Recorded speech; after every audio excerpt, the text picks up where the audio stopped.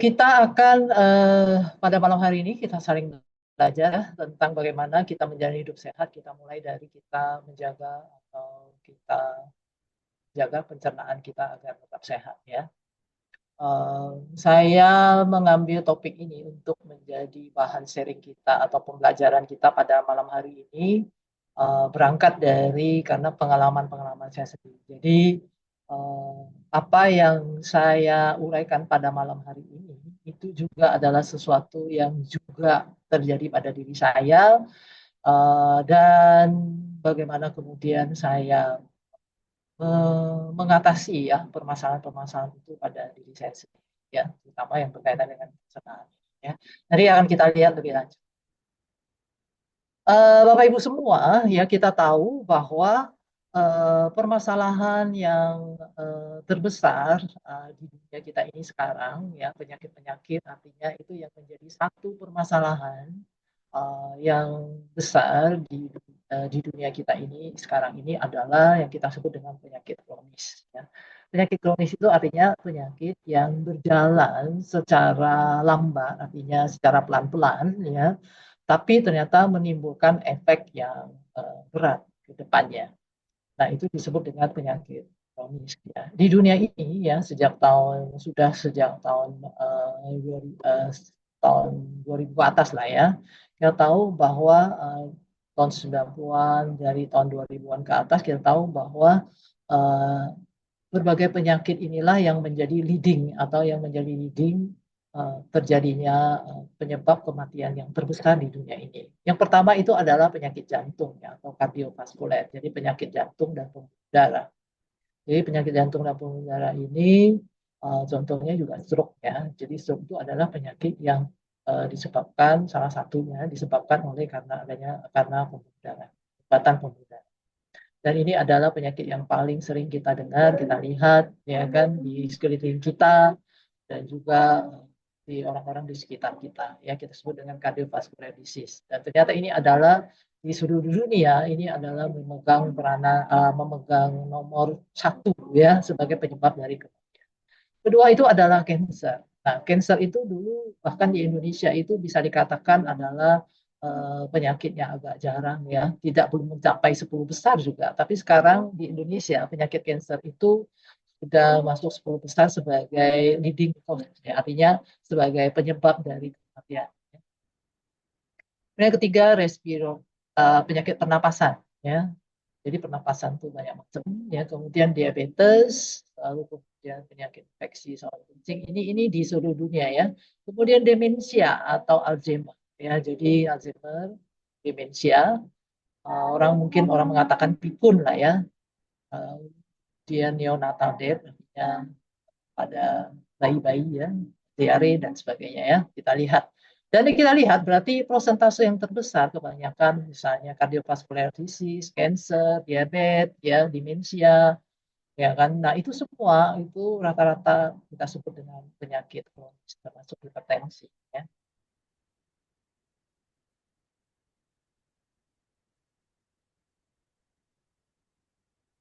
Nah, kita lihat ya dari berbagai penyakit cancer ya, penyakit cancer di dunia di secara global ya di dunia kita ini, maka ternyata bahwa penyakit kanker yang paling meningkat yaitu adalah penyakit kanker payudara ya. Dan kita juga bisa merasakan hari ya di sekeliling kita orang-orang yang kita dengar, mungkin teman kita, saudara kita, ya kan, yang menderita penyakit kanker ya, kanker payudara. Ya. Jadi semakin banyak saja akhir-akhir ini, dan ternyata memang secara grafik global itu penyakit kanker itu mengalami peningkatan yang tajam. Kemudian yang kedua yang juga mengalami peningkatan itu adalah kanker paru-paru ya. Nah, jadi kanker paru-paru kita lihat di biru muda ya. Di biru muda itu penyakit kanker paru-paru. Ya, jadi kanker paru-paru, kerongkongan itu juga mengalami satu peningkatan yang cukup signifikan ya. Dan kita memang bisa merasakan atau lihat sendiri bahwa semakin banyak orang yang menderita kanker paru-paru. Ini juga disebabkan oleh karena polusi yang semakin meningkat di dunia kita ini ya. pencemaran udara ya semakin meningkat. Walaupun demikian, ada beberapa yang mengalami penurunan, yaitu kanker hati. Ya, ini karena penanganan terhadap biasanya kanker hati itu karena lebih banyak karena hepatitis B atau C, tapi karena pengobatan sudah terhadap hepatitis sendiri sudah bagus ya, sudah mengamankan. Lalu kanker serviks juga mengalami penurunan ya karena juga penanganannya sudah lebih bagus, ya pencegahannya, ya. Terus kemudian tetapi beberapa kita lihat kanker mulut, kanker usus besar, dan kanker rektum atau kanker anus ya, kita itu mengalami peningkatan. Ya, walaupun tidak sampai tinggi banget, tapi kita lihat ini adalah kanker-kanker yang mengalami peningkatan. Dan ya baik itu penyakit kanker mulut, kanker usus maupun kanker rektum itu semua berkaitan dengan pencernaan. Sedang di Indonesia ini adalah 10 penyebab penyakit penyebab kematian ya. Yang pertama itu adalah stroke, kedua jantung koroner, kalau ini dipisah ya. Jadi penyakit stroke, jantung koroner, lalu diabetes ya, lalu ada TBC ya. Sekarang TBC juga naik ya. Kemudian sirosis hati. Ini data pada apa namanya tahun 2015 kalau nggak salah ya ini ya. Jadi lalu terus kemudian ada penyakit hipertensi juga ya dan sebagainya. Jadi kita lihat sama ya di Indonesia juga mengalami penyakit-penyakit stroke, jantung ya, diabetes ya. Tapi terakhir kanker itu sudah masuk cukup besar ya. Nah, kita lihat ya bahwa dari tahun 9 kalau kita lihat data tahun 1990 itu dulu ya penyakit menular itu memegang porsi yang paling tinggi. Tapi seiring berkembangnya waktu, ya media sosial juga semakin berkembang ya setelah tahun 2000 ke atas ya. Lalu masyarakat pola dari masyarakat kita juga sudah semakin berubah, maka kita bisa melihat bahwa penyakit tidak menular ya di sini penyakit kronis itu juga mengalami justru persentasenya besar. Dari tahun 2000 2000-an lah di atas 2000 sampai sekarang ya. Nah, jadi sebenarnya apa sih yang menjadi penyebab apa yang menjadi penyebab sehingga penyakit kronis ini justru mengalami satu peningkatan ya yang besar untuk kondisi pada masyarakat sekarang ini ya.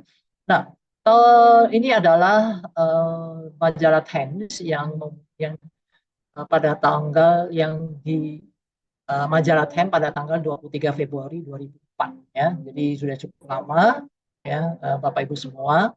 Jadi di situ di majalah Times ini membuat ya satu artikel yang diberi judul The Secret Killer. Jadi artinya pembunuh rahasia ya. Jadi pembunuh rahasia di sini bukan orang ya, tapi di sini dia menjelaskan bahwa karena pada waktu itu setelah tahun 2000 itu seiring meningkatnya penyakit-penyakit yang kronis atau penyakit jantung lah, kanker lah, ya, Alzheimer dan sebagainya ini, maka kemudian peneliti-peneliti itu sudah mulai melakukan penelitian sebenarnya apa sih penyebab utama dari the secret killer ini atau penyakit kronis ini. Nah, ternyata pada waktu itu ya, jadi ternyata ditemukan bahwa ada hubungan yang sangat erat ya antara penyakit kronis ini dengan terjadinya peradangan di dalam tubuh kita ya. Jadi peradangan dalam tubuh kita. Jadi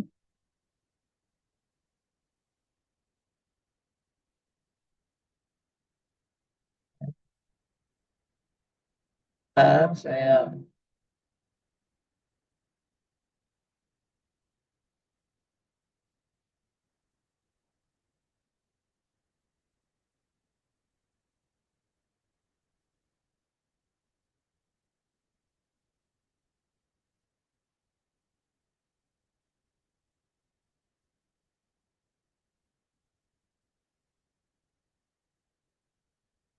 jadi sebenarnya apa sih peradangan itu? Mari kita lihat ya slide selanjutnya. Ya, slide selanjutnya. Nah, apa itu inflamasi? Ya, bentar ya Bapak Ibu. Saya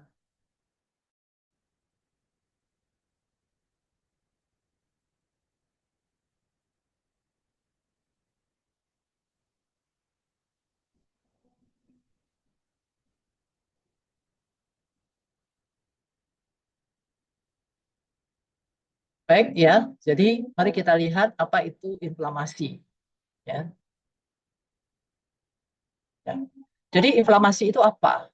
Ya, inflamasi itu adalah satu respon alami dari tubuh itu, ya, sistem alami sistem kekebalan tubuh untuk melawan penyakit, ya, yang disebabkan oleh karena infeksi virus, entah itu bakteri, cedera, atau karena racun-racun tertentu.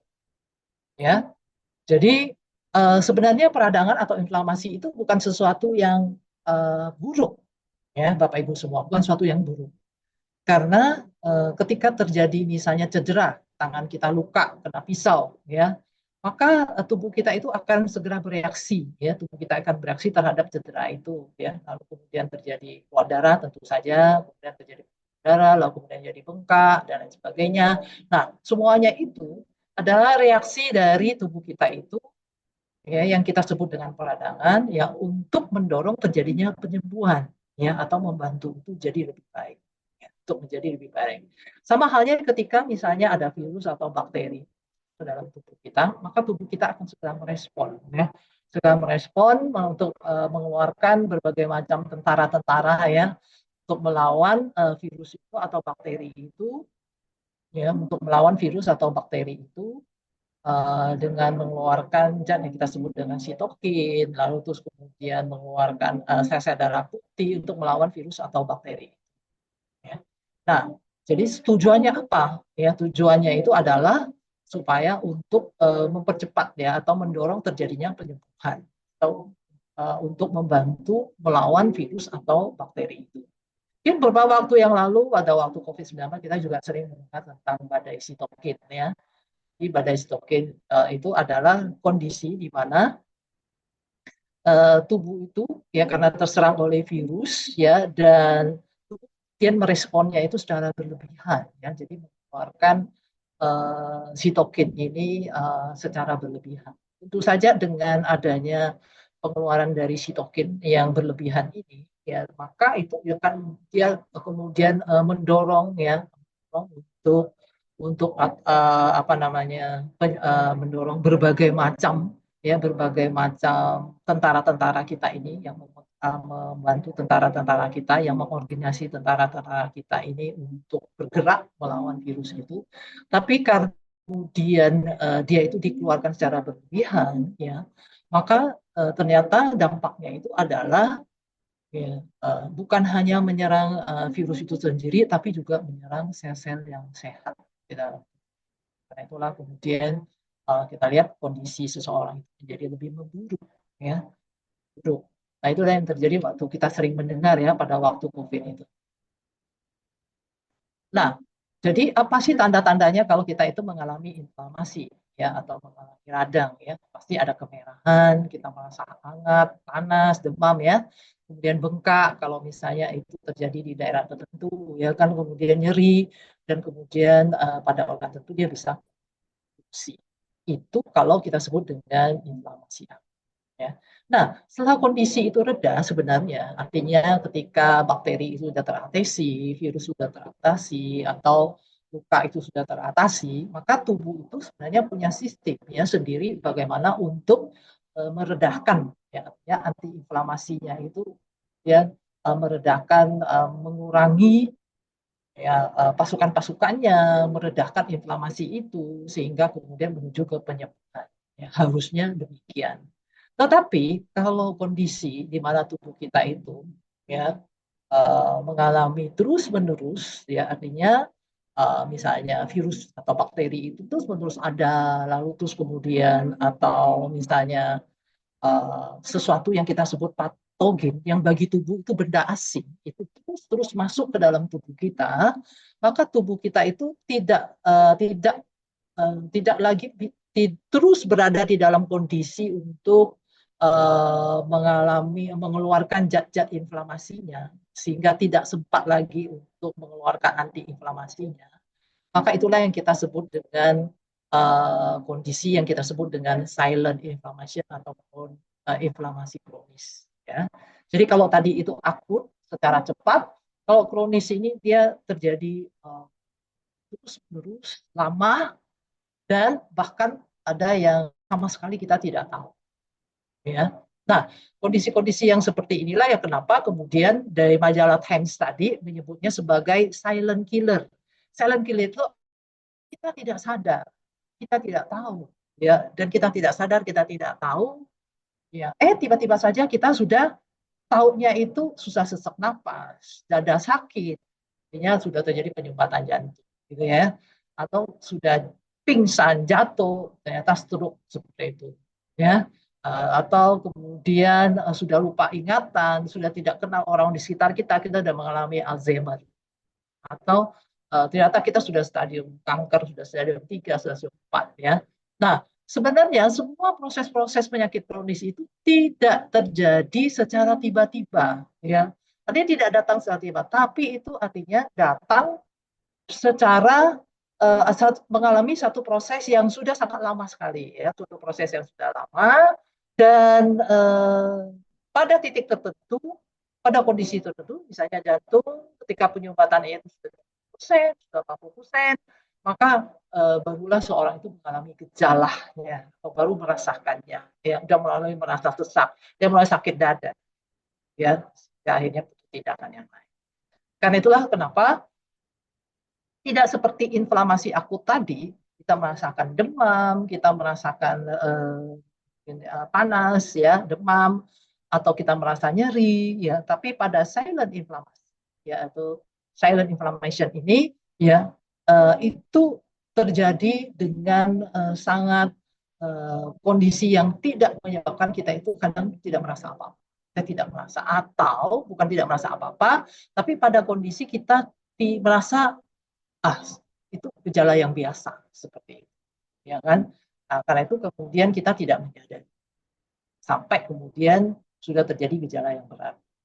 Karena itu disebut dengan silent. Jadi dia hanya sedikit-sedikit, ya. Jadi inflamasinya itu hanya dalam waktu, tidak dalam kondisi yang akut, yang tidak berat, ya, Bapak Ibu, tapi dalam kondisi yang kecil, tapi berkelanjutan, berkepanjangan, ya. Nah, sebenarnya apa sih ya pemicu atau dampak dari terjadinya inflamasi? Jadi sebelum kita masuk pencernaan ini, karena ini menurut saya sangat penting, ya, sebagai satu dasar, ya. Nah, apa sih pemicu atau dampak terjadinya inflamasi atau peradangan di dalam tubuh itu tadi? Ya, yang jelas infeksi, jelas, ya, Pak Ibu. Lalu kemudian yang kedua, kalau kita lihat, ya, gambar di setelah infeksi ini, yang di situ ada orang yang lagi baring-baring, ya, kalau orang sekarang bilang mager, ya, malas gerak, ya, malas gerak, malas beraktivitas, sukanya rebahan, kaum rebahan, ya. Nah, jadi jarang olahraga. Nah, ini juga adalah salah satu penyebab inflamasi, ya. Kemudian obesitas atau kegemukan, ya. Kemudian dysbiosis atau ketidakseimbangan, ya, mikrobia di dalam usus. Kemudian pola makan kita, diet kita, ini akan menjadi pola pembahasan kita, dysbiosis dan diet kita ini. Kemudian stres yang berkepanjangan, ya. Jadi stres yang berkepanjangan, ketegangan yang berkepanjangan itu juga bisa menyebabkan memicu untuk terjadi inflamasi. Lalu kemudian pola tidur kita yang ini, ya, yang tidak teratur, lalu terus kemudian sering lembur, tidur malam, ya, dan sebagainya itu juga. Dan kemudian yang terakhir itu adalah bahan-bahan kimia, ya. Jadi bahan-bahan kimia, ya, atau obat-obatan yang berkepanjangan, nah, kemudian bahan-bahan kimia yang tentu saja, ya, sebenarnya dia tidak yang dia bersifat racun bagi tubuh kita ini. Kemudian, jadi kondisi-kondisi peradangan dalam tubuh inilah yang menyebabkan berbagai penyakit, termasuk diabetes, ya, penyakit jantung, kanker, bahkan inflamasi itu sendiri atau peradangan dalam tubuh sendiri dapat menyebabkan memicu ya terjadinya stres, depresi, ya yang disebabkan ya gangguan apa pada sistem saraf kita. Lalu kemudian autoimun, penyakit yang sekarang ini juga sudah mulai banyak ya di masyarakat kita, penyakit autoimun, ada 100-an lebih jenis autoimun. Lalu terus kemudian neurodegeneratif, artinya itu adalah penyakit-penyakit penurunan dari sistem saraf kita. Contohnya itu adalah Alzheimer ya, atau demensia atau pikun dan Parkinson ya. Nah, kemudian osteoporosis. Jadi osteoporosis itu juga sebenarnya itu penyakit yang disebabkan oleh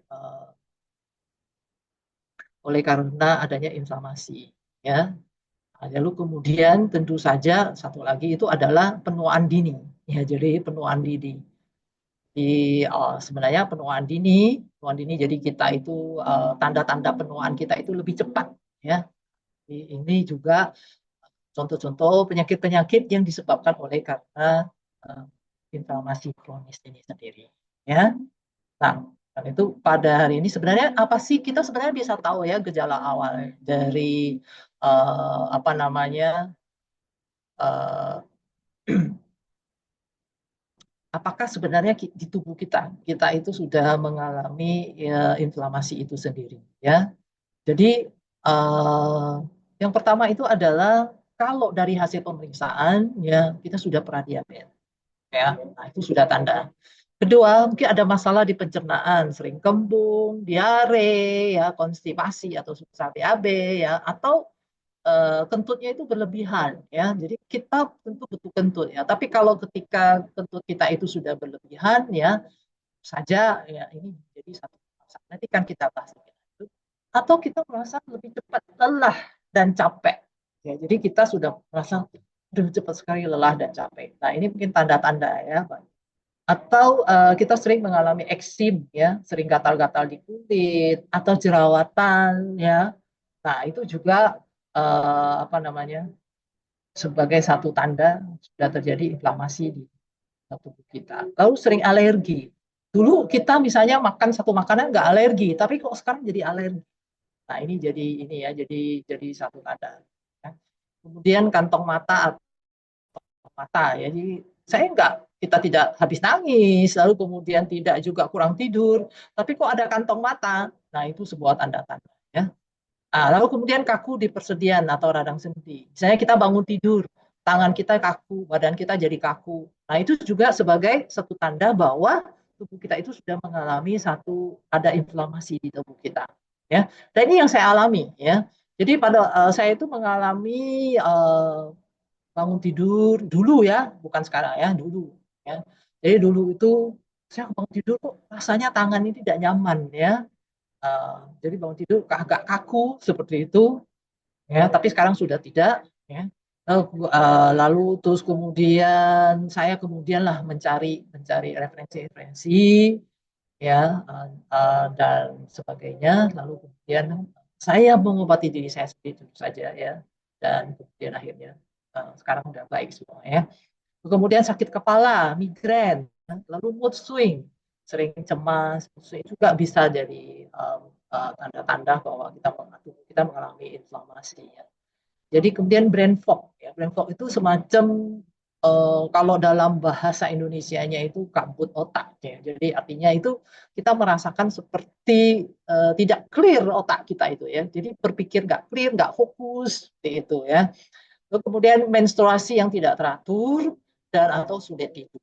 Nah, ini adalah gejala-gejala yang harus kita waspadai. Kalau itu ada dalam diri kita, mungkin tubuh kita inflamasi. Ya. Nah, bagaimana kita sebenarnya secara laboratorium kita ngeceknya? Nah, Bapak Ibu bisa mengecek cek CRP ya. Jadi apa sih reaktif protein? Di CRP, bilang aja tes HSCRP, nanti biasanya itu kita bisa melihat kalau angkanya itu lebih dari satu, ya, nah, itu berarti sudah ada tanda peradangan walaupun itu ya. Nah, berbicara tentang hidup sehat, tentu saja hidup sehat itu banyak faktor ya, seperti tadi ya, dari pola makan kita, lingkungan kita, kebersihan, lalu tidur, aktivitas ya, dan lain-lain sebagainya ya. Tapi pada malam hari ini kita hanya membahas tentu saja pada satu poin saja, menjadi satu bagian dan juga sangat penting ya bagi kita itu adalah tentang bagaimana pola makan kita ya, bagaimana kita mengatur pola makan kita. Kita lihat sekarang ya, menurut riset kesehatan dasar ya bahwa ternyata bahwa penduduk Indonesia itu ya 93,5% itu penduduk lebih dari 10 tahun ya itu kurang suka karena buah dan sayur. Artinya konsumsi buah dan sayur pada orang Indonesia itu sangat-sangat minim atau sangat sekali. Ya. Artinya kalaupun makan tidak banyak, sedikit saja. Ya. Jadi kalau makan tidak banyak dan sedikit saja. Ya. Nah, jadi ini yang harusnya menjadi titik perhatian kita ya, titik perhatian kita bagaimana ketika seorang itu dia kurang makan buah dan sayur ya atau makanan-makanan yang nabati lah ya, yang sayur, maka eh, tentu saja ya itu dapat berarti konsumsi atau masukan serat di dalam tubuhnya itu akan sangat ya. Kebanyakan apa yang kita konsumsi yang kita sendiri tinggi gula, tinggi garam, tinggi lemak ya, rendah serat ya. Nah, ini yang menjadi sebenarnya faktor utama ya Pak. Ya, bagaimana bisa terjadi? Pertama kita pelajari ya sistem pencernaan. Jadi yang kita sebut dengan sistem pencernaan bukan hanya yang namanya sistem pencernaan itu adalah dimulai dari mulut sampai anus kita ya, sampai kita buang. Ya.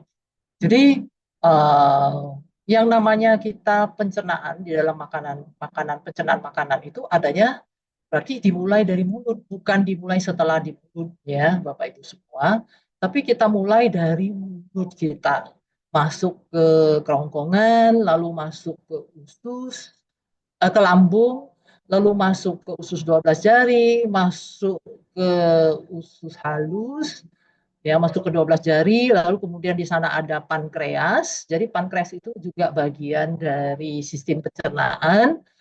Ya, lalu kemudian di sana juga ada kantong empedu. Ya, itu juga bagian dari sistem pencernaan. Lalu kemudian ada usus halus, kemudian ada usus besar, lalu terus kemudian ada yang dibuang lewat kita. Ya. Termasuk lever kita itu bagian dari sistem pencernaan. Jadi yang dimaksud dengan sistem pencernaan itu dari mulut sampai usus, termasuk pankreas, ya, lever, dan juga antong empedu kita.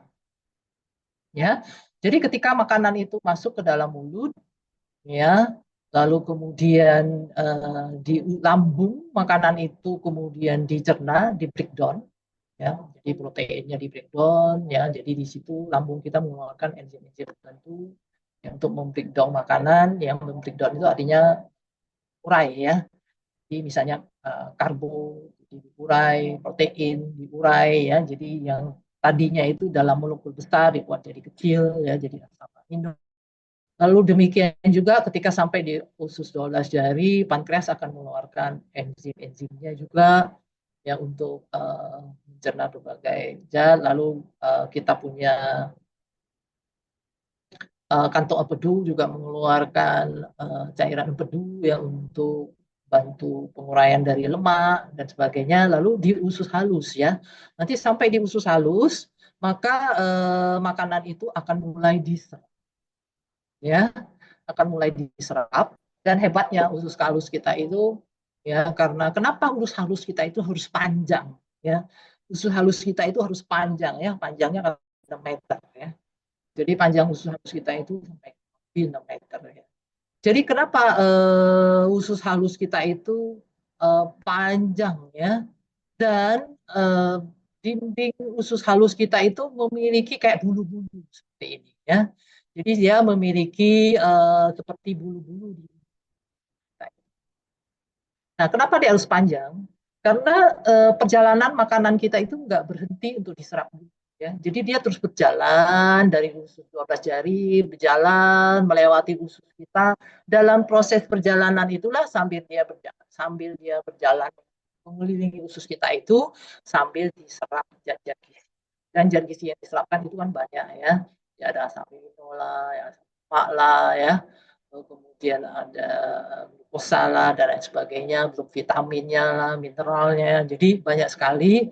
Karena itu proses penyerapannya itu ya dilakukan sepanjang dari usus halus ya, sampai kemudian masuk ke usus besar ya. Karena untuk memaksimalkan proses penyerapan itu maka dinding usus kita itu dibuat seperti kayak ini ya, nonjol-nonjol seperti ini. Nah, itulah kita lihat betapa luar biasanya ya yang menciptakan kita manusia ini ya dengan berbagai segala prosesnya yang sangat luar biasa sekali ya. Detailnya banget, sangat luar biasa detailnya. Nah, jadi karena itulah karena karena sistem pencernaan itu kita mulai dari mulut ya tentu saja maka ada dua hal yang harus kita perhatikan ya, yaitu adalah cara kita makan dan apa yang kita makan ya.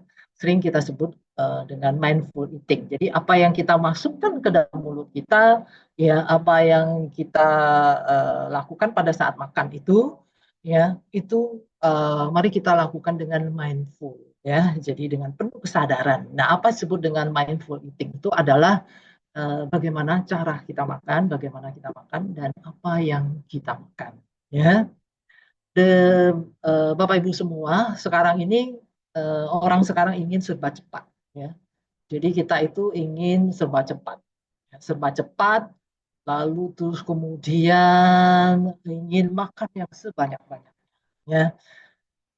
Tanpa kita sadari, ya sebenarnya dan juga pola orang sekarang ini makan sambil nonton, makan sambil main HP, makan sambil ya lain-lain sebagainya, ya. Tapi tahukah kita bahwa sebenarnya proses utama dari sistem pencernaan kita itu yang paling pertama itu ada dari mulut dan itu sangat penting sekali. Ya. Sering kita makan ingin buru-buru, ingin cepat-cepat. Ya. Apalagi makanan di depan kita itu sangat banyak ya. Lebih makan lebih cepat, lebih banyak yang bisa kita masukkan di dalam mulut kita. Ya. Atau kita buru-buru ingin makan. Ya. Padahal ya proses makanan yang ada di dalam mulut kita itu sangat penting sekali ya, bukan hanya kita ingin memotong makanan itu menjadi lebih kecil melalui gigi kita, tapi di situ ada proses bagaimana proses yaitu dengan air ludah kita itu proses di mana air lidah kita itu mengeluarkan enzim yang bisa untuk membantu membreakdown ya karbohidrat ya menjadi glukosa. Jadi di situ ada enzim amilase di sana. Ya. Jadi enzim amilase. Selain itu, ya ludah kita juga mengeluarkan zat yang dapat membantu makanan itu. Jadi dia ada sifat antiseptik ya pada makanan itu untuk mengatasi mungkin ada makanan kita itu yang kurang bersih dan lain sebagainya. Nah, disitulah proses pertama dari makan. Sama halnya dengan kita bernapasnya. Kenapa kita perlu bernapas melalui hidung? Ya, karena memang hidung kita itu diciptakan untuk bernapas, bukan melalui mulut. Ya, kenapa? Karena ketika hidung itu mempunyai satu mekanisme di dalam hidung kita itu untuk menyaring debu, untuk apa namanya, jika ada kotoran atau polusi debu dan sebagainya, hidung itu punya mekanisme untuk mencegah dia masuk, gitu ya, mencegah dia masuk atau mengurangi, ya. Karena itu kalau kita tempat berdebu segala macam, pasti kemudian hidung kita itu penuh dengan kotoran-kotoran dalamnya ya. Sama hal dengan mulut kita. Kenapa kita makan kita harus mengunyah dulu? Karena mulut kita itu sudah punya mekanisme ya, mekanisme untuk membantu proses pencernaan. Di sana itu juga ada mengeluarkan zat-zat seperti liposim lah yang untuk membantu supaya kalau misalnya ada kurang bersih, ada kuman tertentu gitu ya, bisa diatasi terlebih dahulu atau dilemahkan terlebih dahulu. Karena itulah kenapa kita butuh untuk mengunyah makanan kita hingga halus ya. Selain untuk memudahkan proses selanjutnya, itu yang paling penting juga ya untuk apa namanya untuk agar memudahkan proses-proses selanjutnya. Ya. Nah, jadi karena itu Bapak Ibu ya makanlah dengan penuh kesadaran, artinya punyalah makanan, nggak perlu terburu-buru makannya, ya Makanlah dengan tenang, tanpa handphone, tanpa TV, ya. Lalu kita kunyah, kita rasakan manisnya makanan, apa yang kita rasakan pada makanan. Nah, itu yang disebut dengan etik, ya. Kedua, ya tentu saja yang harus kita perhatikan pada saat kita makan itu adalah apa yang kita makan. Nah, ini yang harus yang kita lihat, ya. Apa yang kita makan, ya. Sebenarnya yang kita butuhkan oleh tubuh kita itu apa? Makanan yang bergizi dan makanan yang memiliki energi kehidupan. Ya, makanan yang memiliki energi kehidupan. Apa sih yang dimaksud dengan makanan yang memiliki energi kehidupan atau yang memiliki daya hidup itu adalah sehat, ya. Sebenarnya Bapak Ibu semua, ya, energi kehidupan atau eh, sumber dari energi di bumi kita ini, ya, sumber utama itu adalah matahari. Itu disebut dengan energi cahaya. Ya. Ya. Jadi cahaya itu memberikan siapa yang bisa artinya menyerap energi cahaya dari matahari itu yaitu adalah tumbuhan, Bapak Ibu. Ya. Nah, kalau kita gimana? Ya, kita tidak bisa menyerap energi. Paling merubah vitamin pro pre vitamin D menjadi vitamin mengaktifkan, ya, vitamin D yang ada di bawah kulit, ya. Jadi Bapak Ibu, tapi yang bisa menggunakan cahaya matahari ini untuk kemudian merubahnya, bantunya di dalam proses pertumbuhan dan sebagainya itu adalah tumbuhan, ya. Jadi ketika kita itu memakan makanan yang nabati, sebenarnya kita bukan hanya karena kita mengkonsumsi makanan yang memiliki nutrisi sehat, itu bukan hanya, tapi karena makanan nabati itu masih memiliki energi kehidupan atau daya hidup, Pak Ibu, ya. Karena dia makanan nabati, kalau kita makan langsung maka sumbernya itu langsung, ya. Tapi kalau kita makan makanan yang sifatnya yang hewani, ya, yang makanan herbivora, ya, sapi lah atau kambing lah atau babi lah, ya, yang mengkonsumsi makanan nabati, ya, maka kita mendapatkan sumber yang tak langsung dan berarti daya hidup atau energi kehidupannya itu sudah tidak ada, ya. Belum lagi tambah dengan hormon dan bahan kimia lain. Nah, apa yang kita makan sehari-hari, ya? Jadi apa yang kita makan kebanyakan, ya, set food, saya menyebutnya set food. Set food itu adalah makanan yang sangat menyedihkan sekali. Ini jadi makanan kita sehari-hari, ya. Makanannya sudah bagus, ya, nabati. Tapi apa? Kita goreng, ya kan? Bakwan goreng, ya kan? Bapak Ibu, ya, karbohidrat itu nggak boleh digoreng, ya, karena itu nanti kemudian menjadi pemicu untuk terjadinya karsinogen. Ya. Pisang goreng, ya. Nah, jadi semua makanan itu kita goreng, ya, atau kalau enggak kita bakar, ya. Kemudian tentu saja makanan yang minim serat, ya. Makanan yang banyak serat itu hanya makanan nabati. Makanan yang bukan nabati atau makanan hewani itu pasti tidak ada serat atau serat, ya, tidak ada seratnya. Kemudian, nah ini, ya, UPF, makanan ultra processed food, ya, biskuit, roti dan sebagainya. Nah, itu juga adalah makanan-makanan, ya, set food, ya, jadi makanan-makanan yang miskin, uh, yang tinggi gula, ya, tinggi kalori, ya, tapi miskin nutrisi, ya, jadi miskin nutrisi dan miskin serat, ya. Jadi kita jangan mengira bahwa makanan-makanan yang sudah diproses banyak proses itu, ya, Bapak Ibu, itu sehat. Walaupun di sana tertulis, ya, mungkin ada vitamin apa itu semua adalah tambahan, ya. Tapi semuanya itu sudah mengalami satu proses yang panjang, ya, pabrikan. Ya. Sebenarnya sudah tidak ada serat di sana, ya, sudah diserap dan banyak zat gizinya itu sudah hilang, ya, sudah hilang karena itu disebut dengan ultra processed food, ya. Nah, ciri-ciri khas ultrapersut selain pengolahannya panjang, ya, lalu terus kemudian karena itu dia juga mengandung banyak zat aditif, ya, zat penambah, pengawet dan lain sebagainya, ya. Kemudian makanan sekarang itu kan banyak sekali, ya, seperti saya katakan tadi, perisa, ya.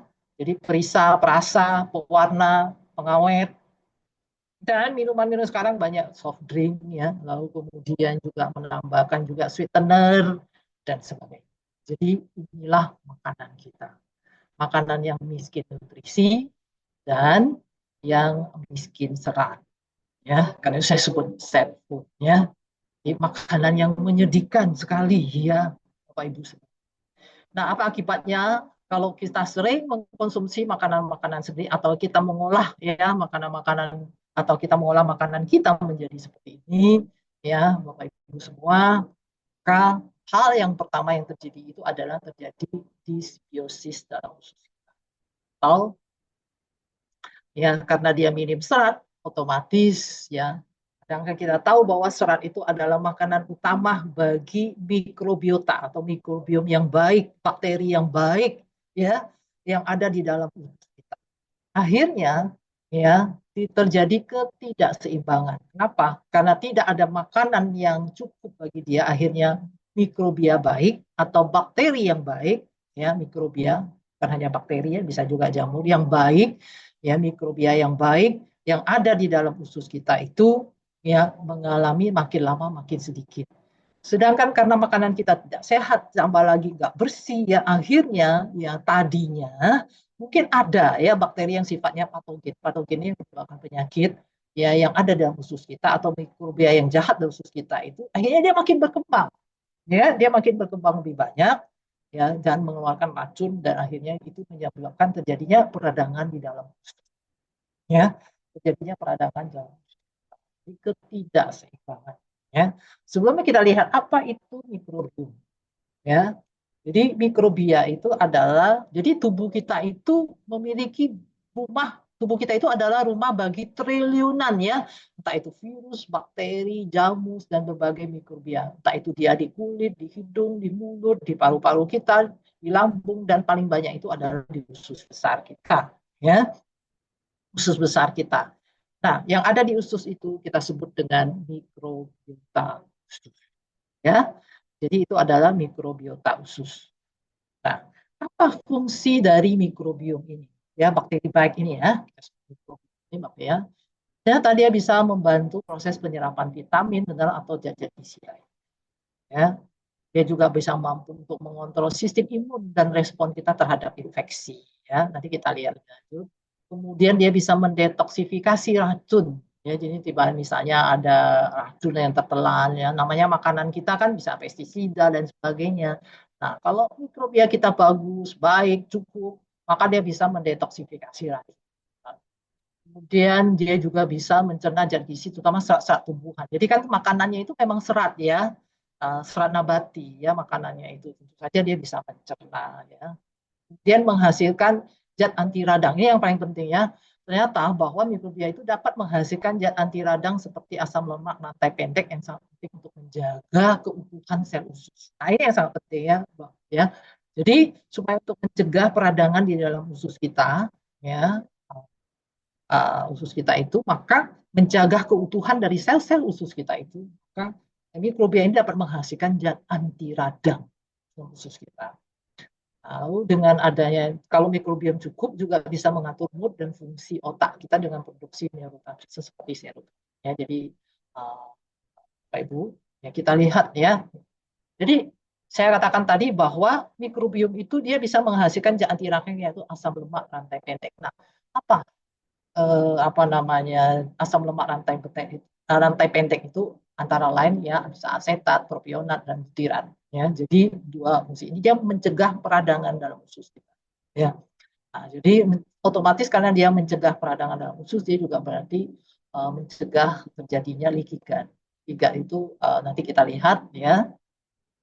Berarti dia mengurangi inflamasi ya dan bahkan berpotensi untuk mengurangi risiko terjadinya. Ya. Nah, kita coba lihat leaky gut. Apa itu leaky gut? Leak itu artinya kebocoran. Ya.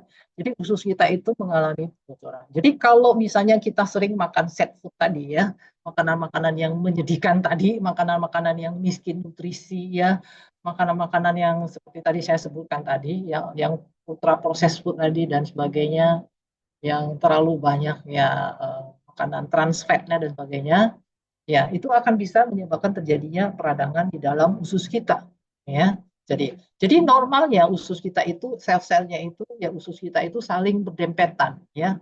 Celah dalam usus kita ini sangat kecil sekali ya, sehingga yang bisa terserap oleh dinding usus halus kita, ini usus halus ya, dinding usus halus kita itu hanya ya zat-zat gizi yang memang udah di breakdown itu artinya udah eh, dikecil-kecilin ya, ini udah dikecil-kecilin ya di breakdown, misalnya menjadi asam amino, menjadi asam lemak, ya menjadi glukosa, yang ini yang hanya bisa terserap ya, atau vitamin-vitamin ya yang hanya bisa diserap oleh sel usus usus, usus halus kita ya.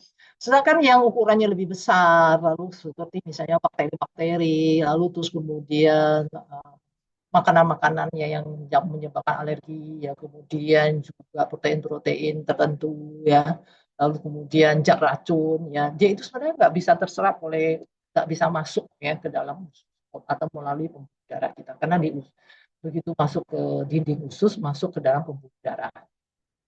Nah, leaky gut itu adalah karena terjadinya radang di dalam usus kita yang tanpa kita sadari, ya, maka itu menyebabkan celah antar sel dalam usus itu mengalami ada celahnya. Celahnya itu menjadi lebar. Itu disebut dengan leak, ya. Leaky. Leaky itu artinya kebocoran, ya. Jadi mengalami kebocoran sehingga ya zat-zat yang harusnya tidak boleh masuk ke dalam usus kita itu kemudian menjadi masuk ke dalam usus atau masuk ke dalam pembuluh darah kita ya. Maksudnya masuk ke dalam pembuluh darah. Jadi yang tidak boleh masuk ke dalam pembuluh darah kita lewat dinding usus itu masuk ke dalam pembuluh darah kita ya. Setelah dia masuk ke dalam pembuluh darah ini ya, dia akan kemana? Ke dalam lever ya. Jadi semua zat gizi yang diserap oleh usus halus ya, terminalnya itu adalah di lever kita ya. Sampai di lever ini disitulah semua proses ya. Jadi di situ ada metabolisme berbagai macam zat ya. Kalau kemudian di situ juga lever kita ini fungsinya banyak lah ya. Ada 100 lebih fungsi lever ya. Nah, jadi dia mengurai, menghasilkan berbagai macam zat yang membantu keseluruhan dari tubuh. Jadi ada 100 lebih fungsi dari lever. Termasuk di situ juga melakukan proses detoksifikasi ya, atau menetralkan racun sebagainya.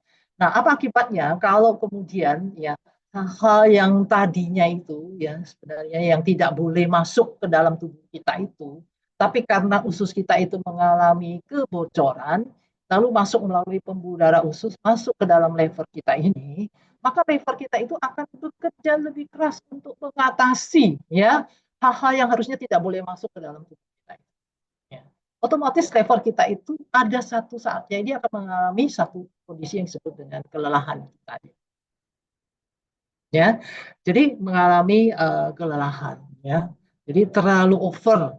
Ya, racunnya juga terlalu over. Yang tidak boleh masuk ke dalam tubuh kita terlalu over. Ya, dan akhirnya juga akan terdistribusi juga ya ke pembuluh darah kita yang ke, ke seluruh tubuh kita. Ya, hal-hal yang tadinya nggak boleh masuk ya ke dalam tubuh kita ya, demikian ya. Karena itu sekarang banyak orang kita mengatakan fatty liver. Fatty liver itu bukan hanya masalah kita makan banyak lemak, banyak makan apa lemak ya, tetapi juga karena sendiri tubuh liver itu sendiri sudah mengalami kelelahan ya. Nah, jadi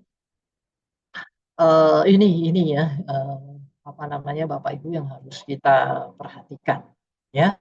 Nah, karena itu kita sangat harus perlu sekali memperhatikan apa yang kita makan. Nah, apa sih gejalanya kalau usus kita itu sudah mengalami disbiosis atau ketidakseimbangan dari mikrobiota usus? Ya, pertama itu misalnya kita merasa tidak enak di ya, mulut pahit lah, atau mulut kita itu rasanya nggak nyaman lah, kering lah, air ludah kering lah, dan sebagainya ya. Nah, itu kita rasa tidak enak. Lalu kita sering sendawah ya, sering keluar angin. Nah, ini juga tanda bahwa usus kita sudah mengalami disbiosis. Kemudian menurunnya nafsu makan. Nah, itu juga ya. Nah, kita menurunnya nafsu makan. Lalu kemudian perut ini terasa penuh ya. Pernah nggak Bapak Ibu mungkin merasa sakit ya, perut tiba-tiba merasa kayak kram ya, perut sering sakit ya, jadi merasa kram sekali perut ya, tegang pada perut, rasa penuh. Nah, itu juga salah satu kita khusus kita mengalami disbiosis ya. Jadi tiba-tiba rasanya sakit perut, kram ya. Lalu kemudian mungkin juga mual, ya, mual, lalu sering buang angin, ya. Jadi rasanya banyak angin, kentut-kentut terus ya, kembung-kembung terus ya, Bapak Ibu ya, lalu kemudian mengalami diare. Diare ini jadi sering kayak diare atau malah tidak bisa BAB ya, mungkin BAB mah 2-3 hari sekali ya, atau bahkan atau kalau kita BAB itu banyak anginnya lalu BAB-nya nggak beraturan, nggak berbentuk ya. Jadi kotorannya itu nggak berbentuk, itu tanda bahwa ya usus kita sudah mengalami ketidakkeseimbangan ya, atau disbiosis ya. Nah, kita lihat ini ya. Ini gambar ini. Coba perhatikan ya. Jadi setiap pagi kalau kita BAB ya, kita perhatikan sekali ya yang keluar dari usus kita itu apa ya. Jadi yang baik itu adalah tipe 3 dari usus kita. Jadi bentuknya itu panjang ya, tidak putus-putus. Lalu kemudian dia tidak terlalu lembek ya. Paling bagus itu adalah kalau dia itu misalnya kesannya itu dia itu ada seperti retakan-retakan ya di permukaannya itu. Ya ini tipe 3 ya, itu yang paling bagus ya. Jadi babu ya, jadi panjang seperti ini ya, baik itu dia seperti ada retakan ya, ataupun tidak, tapi paling tidak dia panjang, tidak ter. Nah, tapi kalau yang tipe 1 atau tipe 2 itu sudah disebut konstipasi ya. Entah kita tidak bisa BAB atau kalau BAB keluarnya itu dikit-dikit ya, keras lagi ya. Nah, keluarnya itu sedikit-sedikit keras ya. Jadi atau agak kurang keras pun ya, tapi dia bentuknya itu bulat-bulat gitu ya. Nah itu berarti sebenarnya udah disebut konstipasi ya. Konstipasi itu artinya susah BAB. Nah atau sebaliknya kita lihat yang tipe 5. Jadi tipe 5 ini dia juga bulat-bulat tapi dia agak lembek ya. Dia agak lembek. Nah ini mungkin karena makanan kita kurang serat ya Bapak Ibu. Atau yang tipe 6 bahkan ya dia sudah tidak beraturan, tidak. Kalau ini lembek masih ada bentuknya bulat-bulatnya. Kalau ini uh, lembek tidak berbentuk, atau tipe 7 sudah cair ya, dari. Dari Bapak Ibu ya, dari mana kita ingin bisa melihat usus kita itu sehat atau tidak, pencernaan kita sehat atau tidak, ya kan? Ya, jadi kita melihat dari apakah kita punya gejala-gejala ini atau tidak, ya. Kemudian kedua yaitu kita lihat bagaimana ya dengan apa BAB kita tiap pagi. Saya kalau tiap pagi itu saya selalu perhatikan loh BAB saya. Si BAB-nya sekarang kondisinya gimana? Karena saya ingin tahu usus saya itu dalam kondisi baik. Ya. Jadi kalau kondisi usus saya tidak baik, maka saya sudah tahu saya harus ngapain. Ya. Maka saya harus konsumsi. Saya sudah perhatikan makanan saya, namanya karena saya sering keluar kota, kadang makanannya juga sudah agak kacau ya makanannya, sehingga kadang pengaruh juga terhadap BAB. Ya. Lalu terhadap BAB, saya sudah tahu, oh saya harus ngapain. Ya. Nah, kemudian dari mana lagi kita juga bisa melihat apakah pencernaan kita itu baik atau tidak? Kita bisa melihat yang disebut dengan bowel transit time test. Ya, artinya itu kita melihat sebenarnya makanan kita itu ada di dalam usus kita itu berapa lama dia sebenarnya perjalanannya. Ya, jadi harusnya makanan yang kita makan itu akan keluar setelah 14 atau 16 jam. Ya, jadi 14 sampai 16 jam, ya paling lama 24 jam. Makanan yang kita makan ya itu harusnya sudah keluar ya. Jadi kalau sudah lebih dari 24 jam ya berarti itu sudah terlalu lambat. Atau kurang dari 14 jam ya misalnya berarti itu terlalu cepat. Ya, itu juga tidak bagus, terlalu cepat juga nggak bagus ya. Berarti ada permasalahan dalam pencernaan kita. Terlalu lambat juga tidak bagus, berarti juga ada masalah. Ya kan? Nah, bagaimana kita ngetes? Ya, caranya nggak mudah sekali ya. Biasanya ada makanan tertentu.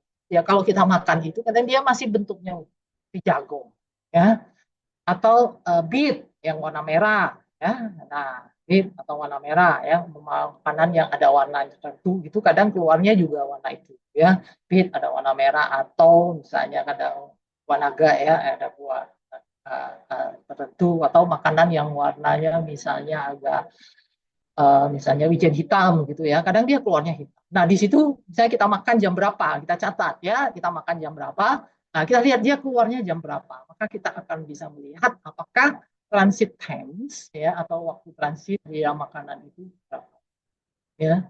Nah ini juga kita bisa melihat apakah kondisi pencernaan kita itu dalam kondisi baik. Jadi ini adalah beberapa cara bagi kita untuk melihat diri kita sendiri ya apakah pencernaan kita baik atau tidak ya. Nah, jadi bagaimana supaya makanan kita itu bisa makanan apa saja yang harus kita perhatikan ya agar kita bisa mencegah untuk terjadinya inflamasi atau peradangan itu. Pertama, kita konsumsi makanan yang whole food ya. Artinya upayakan makanan kita itu dengan pengolahan yang minim gitu ya, pengolahan yang minim ya. Kalau sayur ya dimasak aja sebentar gitu ya. Dan sevariasi mungkin. Kenapa sevariasi mungkin? Karena salah satu juga hal yang menyebabkan terjadi peradangan. Kalau kita memang kurang gizi, ya, jadi sevariasi mungkin. Semakin banyak variasi, tentu saja kemungkinan artinya lebih banyak zat-zat gizi yang bisa kita penuhi, ya, sevariasi mungkin. Itu penting sekali. Jadi jangan kita tiap hari misalnya hanya makan nasi aja atau orang Indonesia itu kan seperti itu ya. Jadi makanannya itu kebanyakan tinggi karbo ya. Pagi-pagi makan nasi sama mie, nasi sama bihun, itu kan tinggi karbo ya. Sangat tidak tidak sesuai sekali ya.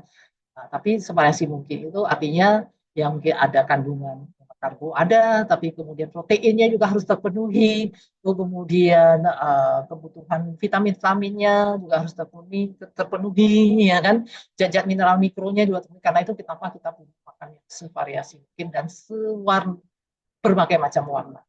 Ya. Jadi kalau saya menyarankan ya makanan kita jenisnya kalau bisa satu hari jenis ya. Jenis. Ya, artinya misalnya kita masak capcay itu kan 10 jenis ya. Kalau saya tiap pagi makanan min buat susu dari biji-bijian ya, juga udah di 10-an jenis ya. Nah, jadi karena itu sebenarnya kita bisa makan ya variasi ya dan pengolahan yang minim. Kedua, kita hindari makanan tinggi gula atau karbo. Ya, seperti saya katakan tadi, banyak orang Indonesia itu makannya itu tinggi karbo. Ya, makanan yang tinggi gula atau tinggi karbo juga menyebabkan terjadinya peradangan. Ya, jadi kita hindari makanan yang tinggi gula atau tinggi karbo. Lalu apa namanya kita makan pagi misalnya sudah makan makan nasi, makan sama mie lagi ya. Jadi ini sebenarnya harus kita hindari. Hindari makanan yang digoreng atau dibakar ya. Kemudian dari proses food atau ultra proses food. Jadi makanan-makanan tadi yang saya sebutkan tadi, set food tadi ya ada baiknya kita hindari atau minimkan ya.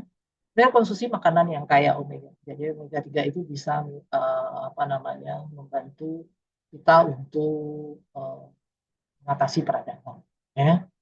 Jadi karena omega 3 ini harus seimbang ya. Makanan kita banyak omega 6 karena kita harus seimbangkan dengan omega 3. Kalau tidak seimbang, omega 6 yang terlalu banyak juga bisa menyebabkan terjadi peradangan. Jadi harus di balance dengan omega 3 ya. Apa aja omega 3 bisa dari chia seed, flaxseed, dan walnut ya, alpukat ya itu semua banyak omega 3 ya. Minyak zaitun juga ya. Itu bisa omega 3. Kemudian konsumsi makanan yang kaya resisten starch. Ya, resisten starch ini bagus sekali untuk usus kita karena dia bisa menjadi makanan dari mikrobia ya resisten starch ya atau pati resisten. Nah itu dari mana aja ya resisten starch ini misalnya kita makan nasi ya satu pati ya pati itu karbo lah ya. Jadi pati pati yang resisten yang dimana pati resisten itu artinya itu dia tidak terserap ya jadi tidak terserap oleh tidak serap oleh usus kita disebut dengan resisten starch ya jadi contohnya itu adalah apa resisten starch itu adalah misalnya pisang setengah matang ya. Jadi kalau kita makan pisang ya usahakan kita itu makan pisangnya itu setengah matang jangan pisang matang kalau pisang matang tinggi gula ya kalau pisang setengah matang masih ada hijau-hijaunya seperti itu maka patinya itu banyak kan masih pati resisten ya, tapi tentu saja kita harus mindful ya, konsumsinya itu jangan terlalu banyak juga. Kemudian kedua, misalnya nasi yang didinginkan ya. Orang bilang makan nasi, nasi yang dikulkaskan ya, jangan masih yang kulkaskan. Nah itu benar ya, dia mah nasi didinginkan dulu, dikulkaskan dulu, maka uh, kemudian patinya itu menjadi akan berubah menjadi pati resisten ya. Jadi karbonya itu berubah menjadi resisten ya. Kemudian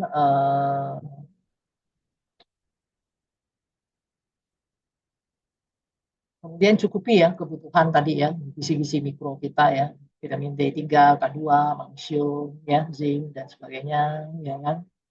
Lalu terus kemudian upayakan kita juga konsumsi makanan yang ya. Jadi juga kemudian nanti terakhir ada tips-tips yang lainnya ya, karena waktu terbatas ya, mungkin saya sedikit menjelaskan ya tentang probiotic food ya. Probiotic food itu semua makanannya disebut, saya kita sering mungkin mendengar kata prebiotik dan probiotik. Prebiotik itu adalah jenis fiber yang menjadi makanan bagi bakteri. Jadi semua makanan kita yang banyak mengandung serat ya, di sayuran lah, tadi ya resisten start lah, itu semua adalah prebiotik ya. Jadi ini adalah jenis-jenis prebiotik, nggak usah dihafal ya. Tapi kira-kira ada di mana saja makanan prebiotik itu? Ada di jamur, ada di sayuran hijau ya, ada di pisang ya, ada di legum, kebanyakan biji-bijian ya. Nah itu semua banyak mengandung apa, uh, prebiotik ya, kita konsumsi. Karena itu saya katakan makanan sevariasi mungkin. Kalau kita makan sevariasi mungkin ya, saja makanan kita akan mengandung prebiotik. Kedua itu adalah probiotik. Jadi kalau prebiotik itu makanan yang tinggi serat, yang menjadi makanan bakteri, probiotik itu adalah bakterinya sendiri ya, bakteri baik lah ya. Jadi jenis bakteri baik yang di dalam usus kita. Nah, tentu saja kita ada dijual ya suplemen probiotik ya. Nah, jadi peran probiotik ini sangat penting sekali ya. Jadi di sini ada berbagai macam jadi peran probiotik atau manfaat dari probiotik ya kan, dari bakteri itu ya. Jadi bakteri itu dia bisa mencegah konstipasi atau diare. Ya, jadi kalau saya misalnya makanannya itu sudah nggak udah kurang bagus ya, atau saya diare ya, saya biasanya segera mengkonsumsi probiotik ya. Kemudian probiotik bisa mengurangi radang usus ya, kemudian menguatkan sistem pertahanan usus, mencegah leaky gut ya, melawan bakteri jahat, tadi memproduksi asam lemak pendek ya, tadi ya sudah saya sebutkan tadi ya, peran probiotik atau mikrobiom saya enggak ya. Nah, dari mana kita bisa mendapatkan probiotik secara alami, artinya yang tidak perlu suplemen lah ya. Nah, kalau kita susah beli karena itu mahal, maka sebenarnya kita bisa membuat ya, yaitu dengan makanan fermentasi ya. Jadi keuntungan dari makanan fermentasi ini ya tentu saja dia kaya nutrisi, karena dia bukan hanya mengandung mikrobia, tapi nutrisi yang ada di dalam makanan yang kita fermentasi juga sebenarnya ya. Sehingga dan juga dia bisa membuat vitamin atau mineral itu menjadi bioavailable. Bioavailable itu artinya lebih mudah diserap dan mudah difungsikan. Jadi dia meningkatkan kualitas protein. Jadi kalau yang kita fermentasi itu misalnya kedelai lah ya, kayak tempe, itu dia meningkatkan kualitas dari proteinnya ya, membantu penyerapan vitamin B, magnesium dan zinc. Lalu kemudian komponen makanan pada makanan fermentasi dapat meningkatkan survival dari mikroorganisme. Jadi apa namanya yang kita campurkan dalam proses fermentasi itu membuat survival dari mikroorganisme. Jadi daripada suplemen, sebenarnya kalau kita mengkonsumsi makanan fermentasi itu akan lebih bagus ya. Molekul yang terbentuk selama fermentasi dapat memiliki manfaat kesehatan ya. Misalnya bakteri asam laktat ya, yang biasa terbentuk dalam proses fermentasi itu menghasilkan banyak apa namanya bioktif ya, artinya zat-zat yang bagus sekali bermanfaat bagi kesehatan ya. Lalu kemudian dia juga bisa mengaktifkan hormon tertentu ya, kemudian mengurangi racun dan juga zat-zat anti nutrisi. Misalnya contoh, misalnya kedelai dia mengandung asam fitat, tapi setelah diubah menjadi asam tempe, menjadi tempe, maka dia mengurangi asam fitat ya. Jadi seperti itu ya, karena asam fitat itu dapat dimasuk ke dalam tubuh kita kurang bagus ya. karena dapat mencegah terjadinya penyerapan zat-zat mineral yang lain, asam hitam. Nah, lalu kemudian kalau kita sering mengkonsumsi makanan fermentasi, otomatis akan mengekstra. Nah, apa itu apa namanya makanan fermentasi ya? Jadi fermentasi itu ada yang pakai starter, ada yang non starter. Yang pakai starter misalnya kombucha lah, kefir lah, natto atau miso, tempe. Atau non starter itu misalnya kita bisa membuat sauerkraut, ya, kimchi, fruit enzim atau orang sebut klasik enzim ya, atau cuka apel dan lain sebagainya. Ya, jadi secara rutin kita mengkonsumsi makanan seperti ini ya, nah itu juga sebenarnya sangat bagus sekali ya bagi usus kita. Nah, ini juga yang bisa kita konsumsi juga setiap hari murah meriah juga, yaitu kurkumin atau kunyit lah ya sebutnya ya. Nah, yang ada di dalam kunyit. Nah, ini contoh yang sering saya buat lah ya. Saya membuat kunyit ya, saya kunyitnya nggak perlu harus yang bubuk ya, kita bisa apa namanya kunyitnya kita iris-iris tipis ya, jahe saya geprek ya. Jahenya sedikit aja, nggak usah banyak. Lalu kayu manis secukupnya kita, lalu saya kasih serai ya. Dan perlu lada hitam. Jadi ingat baik-baik kalau kita itu memasak atau mengkonsumsi memasak kunyit, minuman kunyit lah apa, kita tambahin lada hitam ya. Kenapa? Karena lada hitam itu karena kurkumin pada kunyit itu bioavailable-nya atau penyerapannya itu rendah ya. Karena itu supaya dia penyerapannya tinggi ya di dalam usus kita, maka kita perlu menggunakan lada hitam ya. Nah, di sini kita tambah lada hitam lalu air. Kalau saya boleh caranya dengan diseduh saja dengan air, atau kalau saya masak air dulu sampai mendidih. Lalu kemudian saya kecilkan apinya, saya masukin bahan-bahannya, ya kan? Lalu terus kemudian saya didihkan sebentar lagi dengan api kecil sebentar aja, lalu kemudian saya matikan apinya, lalu kemudian saya apa namanya tutup dulu, biarkan dulu. Kemudian sudah nggak gitu panas baru dikonsumsi, baru ditambahkan lemon atau jeruk nipis ya, nanti sebur sekali ya. Nah ini sangat bagus sekali ya. Kalau kita pencernaannya lagi nggak bagus, lalu kemudian kita rasanya ususnya sudah tidak nyaman ya, jadi kita coba biasanya sangat ya. Ini adalah beberapa tips bagi kita untuk usus yang sehat ya. Baik, karena waktu juga ya, jadi saya secara cepat ya menjelaskan. Jadi jika kita ingin tubuh yang lebih sehat, maka itu bisa ditentukan oleh isi piring. Ya, nah, jadi makanan apa yang kita masukkan ke dalam mulut itu sangat ya bagi kita. Dan itu makanlah dengan bijak ya, mindful eating ya, bukan dengan nafsu lidah kita ya. Enak nggak enak itu relatif, Bapak Ibu ya. Jadi marilah kita. Baik, terima kasih. Ya, demikian sharing ilmu dari saya pada malam hari ini. Semoga bermanfaat. Jika ada pertanyaan, kita bisa saling diskusi. Terima kasih. Saya kembalikan kepada MC, kepada hostnya ya. Oke, terima kasih Dokter Lucia Anggreni ya atas sharingnya sangat luar biasa. Suaranya Pak Pinkan. Oke. Oke, apakah suara saya terdengar? Halo, apakah suara saya terdengar dengan jelas? Terdengar dengan jelas ya? Nah, baiklah, terima kasih kepada Dokter Lucia ya atas sharingnya sangat luar biasa kepada kita semua ya. Nah, Bapak Ibu, tadi Dokter Lucia telah mengatakan atau men-sharingkan kepada kita semua bahwa kita harus menjaga kesehatan kita, Bapak Ibu sekalian ya, karena kesehatan itu sangat penting dan kesehatan itu tidak bisa dibeli dengan uang, Bapak Ibu sekalian. Nah, tentu saja Bapak Ibu, kita tahu ya, tadi Dr. Lucia sudah sharing kepada kita semua bahwa banyak sekali penyakit-penyakit yang sangat berbahaya Bapak Ibu ya, silent killer ya. Dan terutama untuk di dunia sendiri penyakit seperti silent killer seperti penyakit jantung, kanker, diabetes ya dan sebagainya itu merupakan penyakit yang sangat tinggi Bapak Ibu ya, terutama di Indonesia dan di dunia. Nah, oleh karena itulah Bapak Ibu kita perlu menjaga kesehatan kita. Nah, penyakit bisa timbul ya salah satunya disebabkan oleh karenanya adanya peradangan atau inflamasi ya. Nah, tentu saja Bapak Ibu, apa itu inflamasi? Inflamasi tadi dikatakan merupakan respon alami sistem kekebalan tubuh untuk melawan penyakit Bapak Ibu yang tentu saja disebabkan oleh virus atau bakteri ya, atau dikarenakan cedera ataupun racun ya. Nah, tanda-tanda inflamasi, tadi Dr. Lucia mengatakan bahwa adanya bentuk kemerahan, atau misalnya badan kita hangat, ya, ataupun bengkak, nyeri, dan sebagainya, ya. Nah, Bapak Ibu, ya, inflammation, ya, penyakit itu bisa datang dengan tiba-tiba, Bapak Ibu.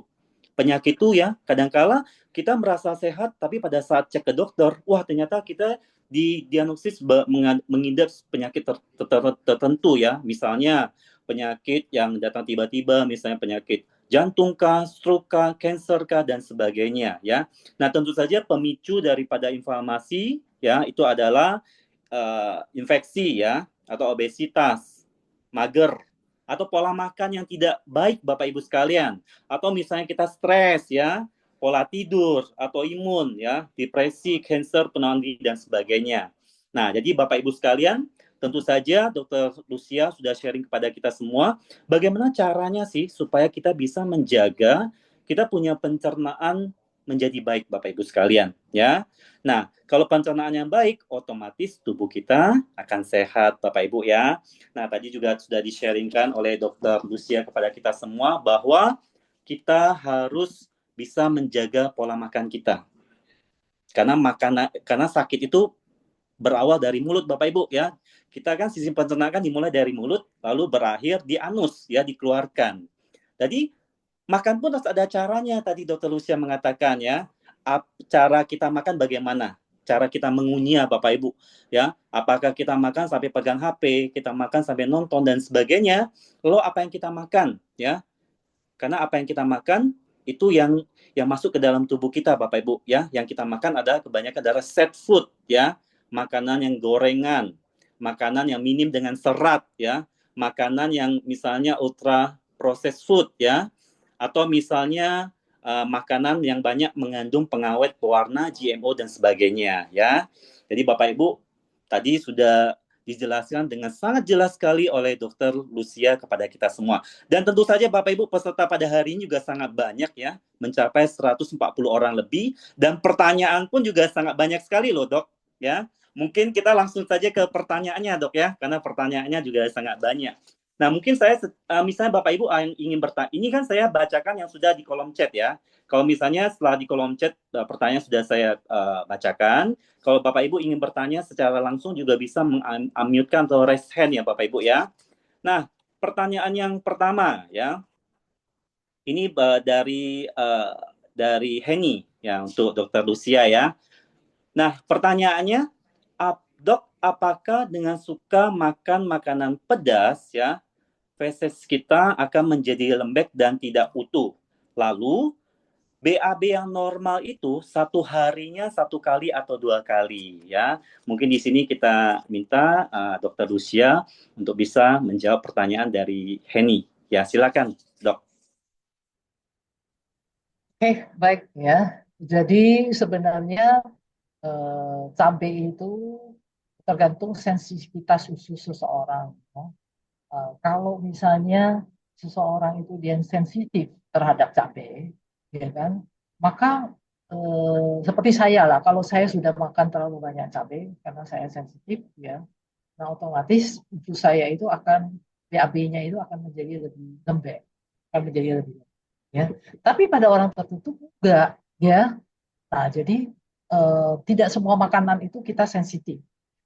Jadi sensitivitas terhadap makanan itu pada setiap orang itu berbeda, ya, bervariasi, ya. Ada orang dia misalnya sensitif terhadap terhadap pir. Seperti saya tidak boleh makan pir, ya. Kalau saya makan pir, pasti BAB saya itu juga. Jadi saya sudah menentukan oh makanan ini apa yang boleh saya makan, ya. Saya pernah melakukan namanya diet food map. Food map itu artinya apa namanya melakukan seleksi ya terhadap makanan. Jadi puasa beberapa jenis makanan tertentu, lalu kemudian pelan-pelan saya mencoba makanan itu dan kemudian saya lakukan apa namanya, dan saya identifikasi makanan apa yang sebenarnya tidak cocok untuk saya. Karena saya pernah IBS, jadi intestinal bowel syndrome. Jadi itu dulu ya, sekarang sudah semua udah oke. Okay. Nah, jadi seperti itu. Itu tadi masalah cabai. Yang kedua tadi masalah apa tadi ya? BAB Oh, normal. BAB ya. BAB normal itu berapa kali ya? Iya, BAB normal saya nggak catat, Pak. BAB normal itu, ya seperti saya katakan tadi, sebenarnya usus kita itu yang paling bagus itu adalah kita ketika kita makan itu, ya eh, dari kita makan sampai kemudian dia keluar itu 14 sampai 16 jam. Ya, kalau 14 sampai 16, oke lah kamu misalnya makan jam 7, harusnya malam kamu paling enggak sudah buang. Paling paling lambat lah besok itu, ya. Jadi paling bagus itu bisa eh, apa namanya 2 kali gitu kan ya. Paling bagus itu paling paling oke lah 2 kali itu. Dua kali kamu apa namanya BAB ya. Tapi kalau 1 kali pun juga nggak apa-apa ya. Yang jelas hari ini pagi ini buang, besoknya buang pun. Jadi paling lambat itu 24 jam kita sudah, bahkan dia tidak boleh terlalu lama di dalam usus besar kita ya, karena itu akan berefek tidak bagus bagi usus. Demikian.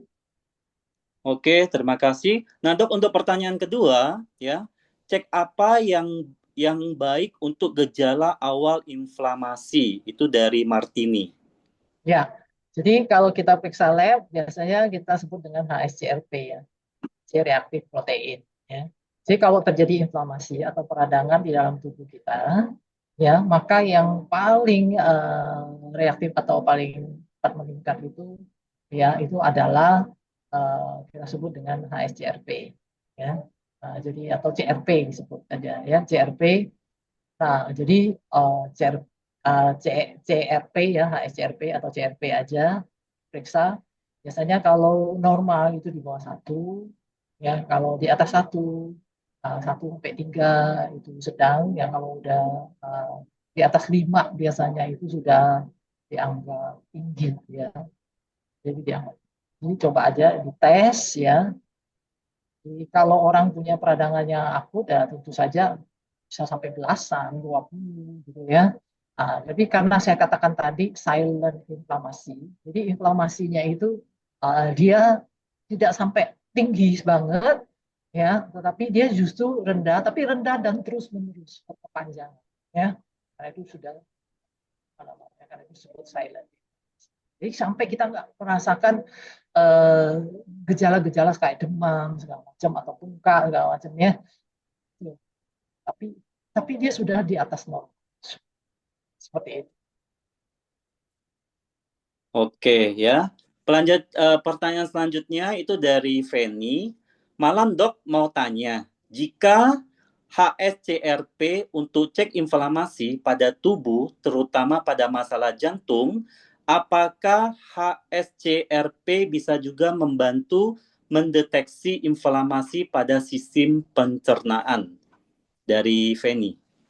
Ya, kalau kita melihat pencernaan ya, secara umum HSCRP itu ya memang bisa kita, terutama ya kalau kita pemeriksaan biasanya dia untuk mendeteksi jantung, artinya risiko untuk terjadinya jantung. Tapi sebenarnya HSCRP itu adalah untuk melihat tanda peradangan secara umum. Jadi bukan hanya jantung. Ya. Kalau sudah di atas 10 itu biasanya berarti inflamasi yang sudah cukup berat ya. Karena sekali katakan tadi bahwa penyumbatan pada jantung itu kan sebenarnya awalnya itu kan dari proses peradangan. Nah, jadi penyumbatan pada pembuluh darah jantung proses awalnya jadi peradangan ya. Jadi peradangan pada keseluruhan dari tubuh kita. Nah, apakah untuk pencernaan? Sebenarnya pencernaan seperti saya katakan tadi, yang tanda yang paling jelas yang kita lihat itu dari BAB atau gejala pada pencernaan. Ya. Jadi kita lihat gejala pada pencernaan. Tapi yang jelas HSCRP itu untuk bisa melihat peradangan apa saja dalam tubuh. Bukan hanya jantung ya sebenarnya ya. Jadi bukan hanya pada jantung, tapi umumnya kalau dokter melihat HSCRP itu hanya konsentrasinya ke risiko terhadap terjadinya penyumbatan pada jantung. Ya. Tapi HSCRP itu sebenarnya adalah untuk melihat sekali lagi peradangan secara. Nah, untuk usus, sekali lagi kita kombinkan, kita lihat ya. Saya katakan tadi, coba dilihat ya BAB kita gitu. Lalu apakah kita ada apa namanya, kita ada rasa gejala-gejala yang berkaitan dengan pencernaan. Saya katakan kemudian dan Oke, thank you dok. Pertanyaan selanjutnya, selamat malam Bu Dr. Lucia. Saya izin bertanya Bu, apakah kita meminum probiotik, apakah bisa membantu untuk mencegah disbiosis meskipun kita sering makan gorengan? Serta apakah kalau kita vegan dan ingin menaikkan berat badan, boleh dengan cara makan yang banyak? Pertanyaannya Bu. oke, ya. Sekali lagi ya, kita makan probiotik. Probiotik itu saya katakan tadi, itu adalah bakteri, bakterinya, probiotik. Ya kan? Tapi satu sisi kita makanannya itu tidak bagus, Bapak Ibu. Ya, kita digoreng, makanan kita banyak gorengannya, banyak ultra processed foodnya, otomatis kan minim serat. Ya, jadi bagaimanapun kita makan probiotik sebanyak apapun, dia tetap akhirnya tidak begitu efektif bekerja bagi tubuh kita sendiri. Ya, dia tidak ada makanan di dalam usus kita. Ya, nah, itu. Lalu terus kemudian probiotik yang kita makan itu juga apa namanya, sebenarnya yang kapsul-kapsul yang dijual ya itu hanya untuk apa namanya, itu kan bukan artinya kita tidak tahu ya, namanya juga bakteri, dia butuh sebenarnya tempat dia hidup segala macam. Kalau kita bikin makanan fermentasi kan kita jelas ya, survival ya, dia hidup di situ, itu bakteri yang benar-benar hidup, ya kan. Nah, karena itu menurut saya kita jangan mengandalkan ya suplemen probiotik yang kita beli segala macam, ya lebih baik kalau mau konsumsi lu maka fermentasi akan bagus. Probiotik itu untuk kalau kita pergi kemana-mana lah, seperti itu ya. Nah, jadi tetap saran saya ya, pertama kalau kita makan goreng-gorengan itu, selain karena proses yang digoreng itu sendiri itu ya sudah tidak bagus, gizinya itu jadi sudah banyak yang berkurang, tidak bagus, dan juga itu tentu saja banyak trans fatnya ya, atau lemak transnya. Terus kemudian apa namanya, karsinogen, nanti juga tidak bagus bagi kesehatan ya. Jadi itu tetap tidak. Oke, thank you. Pertanyaan selanjutnya dari Susi ya. Selamat malam Ibu Dr. Lucia. Saya berusia 40 tahun, kadangkala sering muncul nyeri di pinggang. Izin bertanya, apakah makanan yang cocok untuk nutrisi tulang bagi seorang yang bervegetarian? Maksudnya makanan yang cocok tadi terputus, makanan yang cocok untuk Seorang yang bervegetarian. oh, oke ya, untuk sakit pinggang tadi atau apa? Sakit pinggang. Oh, ya.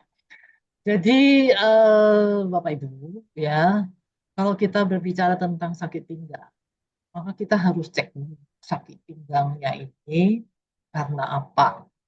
Ya.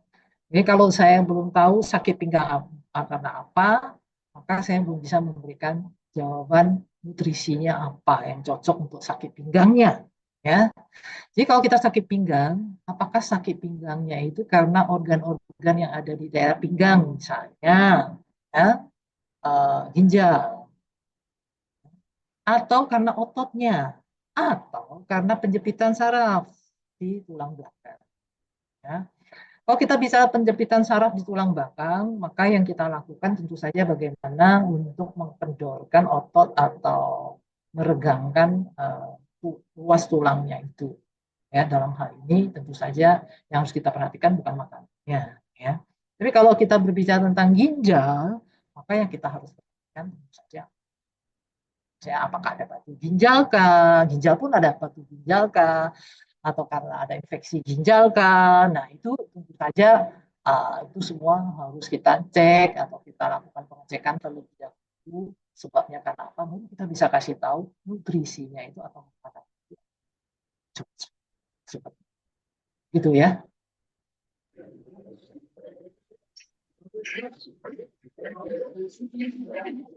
Halo, Dr. Lucia. Ya, Ini nama Ya, Luis Tanadi. Pak Saya ingin Luis bertanya, ya. Ya. ya, kenapa tangan saya sama kaki bisa kena kutu air gitu? Oh, kena kutu air ya. Ya, ya gatel-gatel dia. Iya. Kutu air atau eksim, Pak? Nggak tahu juga, aku udah ke rumah sakit, ya dikasih obat gitu aja. Saya nggak Oh, bilang ya. apa. Iya. Pertama, kalau itu karena di kaki atau di tangan, karena saya pernah mengalami ya, ya. Nah, jadi eh, bisa jadi itu eksim. Jadi eksim itu sebagai gejala awal dari eh, tanda peradangan. Nah, bagaimana cara menyembuhkannya? Pertama, selain dari pola makan yang kita makan, ya kan, jaga juga ya kaki kita itu. Ingat ya, kalau itu kutu, apakah itu kutu air atau eksim, itu mungkin diperhatikan lagi ya, karena saya nggak lihat langsung, nggak periksa langsung. Tapi kalau misalnya sering gatal-gatal di celah-celah kaki segala macam, bisa juga itu eksim ya. Nah ya, selain pola makan kita harus jaga, kita juga jaga kaki kita itu, bisa kalau itu di kaki ya, agar kering ya. Nah, kalau di tangan jangan sampai sering terpapar deterjen segala macam ya. Nah, pengobatannya gimana? Kalau lingkungan Bapak ya punya ada yang punya kebetulan saya itu pegiat ekoenzim. Nah, jadi kalau misalnya di sekitar Bapak ada yang punya ekoenzim ya, ada yang punya ekoenzim, cukup semprotkan atau oleskan ekoenzim. Kalau itu di kaki, ya sering rendam kakinya dengan air yang dikasih garam atau garam dan dikasih ekoenzim. Ya, nanti pelan-pelan dia akan hilang. Gitu. Kayak itu di tangan, ya, ya. Pasti ada ya di sana pegiat-pegiat ekoenzim, ada ya. Ada nggak? Nah, kalau nggak ada nanti saya bisa kasih ya, daerah. Dari mana, Pak Luis? Eh, ini masih mute, masih mute. Bapak Luis dari daerah mana? Iya, mungkin nggak apa-apa ya, Ya, dari Medan kayaknya dia bilang tadi dari ya. Medan. Dari Medan. Medan Dari ya? dari dari Medan. Oh, Oh, Medan ya. Oh, Medan banyak sekali yang punya ekoenzim ya. Ya, ya. bisa ya. Dan ibu eh, mau tanyain dokter Lucia, mau Ya. tanya, mau tanya kakinya kenapa kok bisa kesemutan itu? Oh, kesemutan banyak faktor. Ya, bisa karena kurang zat tertentu, misalnya vitamin Itu kan tertentu, entah itu ini vitamin. kesemutan gitu. Halo? Halo. Nah, Ya, jadi misalnya bisa karena biasanya kesemutan itu berarti sistem sarafnya, ya. Mungkin karena hmm, sistem sarafnya ya ada yang terblok, misalnya kalau ada penjepitan di daerah pinggang juga bisa, atau ya kekurangan vitamin tertentu, terutama vitamin B1, B6 atau B12. Ya. Nah, jadi kamu harus periksa juga ke dokter ahlinya untuk dilihat, diperiksa lebih lanjut. Ya. Nah, saya nggak periksa langsung, saya nggak tahu. Ya, oke, gitu oke. ya. Nah, Oke, ya. Oke, terima kasih Luis Tanadi. kasih Oke, kode. selanjutnya ya, pertanyaan selanjutnya dari Feni. Dok, bagaimana cara memperbaiki leaky gut dari Ibu Feni? Ya, jadi leaky gut itu ya seperti saya katakan tadi ya karena adanya radang di dalam usus kita. Maka yang harus kita perbaiki, yang harus kita perhatikan itu adalah kalau kita ingin memperbaiki leaky gut, ya misalnya sudah ada terjadi radang di dalam usus kita, maka yang harus kita perhatikan itu adalah makanan kita harus kita perhatikan, ya. Jadi makanan makanan yang kita konsumsi itu ya harus nilai gizinya ya artinya harus eh, makanan yang harus kita hindari ya itu semua harus kita hindari yang saya sebutkan tadi ya jadi semua makanan yang harus dihindari ya kemudian kedua mulailah dengan satu pola makan yang sehat, ya, whole food, nabati, ya, uh, apa namanya, tidak susu karena susu sekarang ini juga banyak yang sudah tidak sehat juga, ya.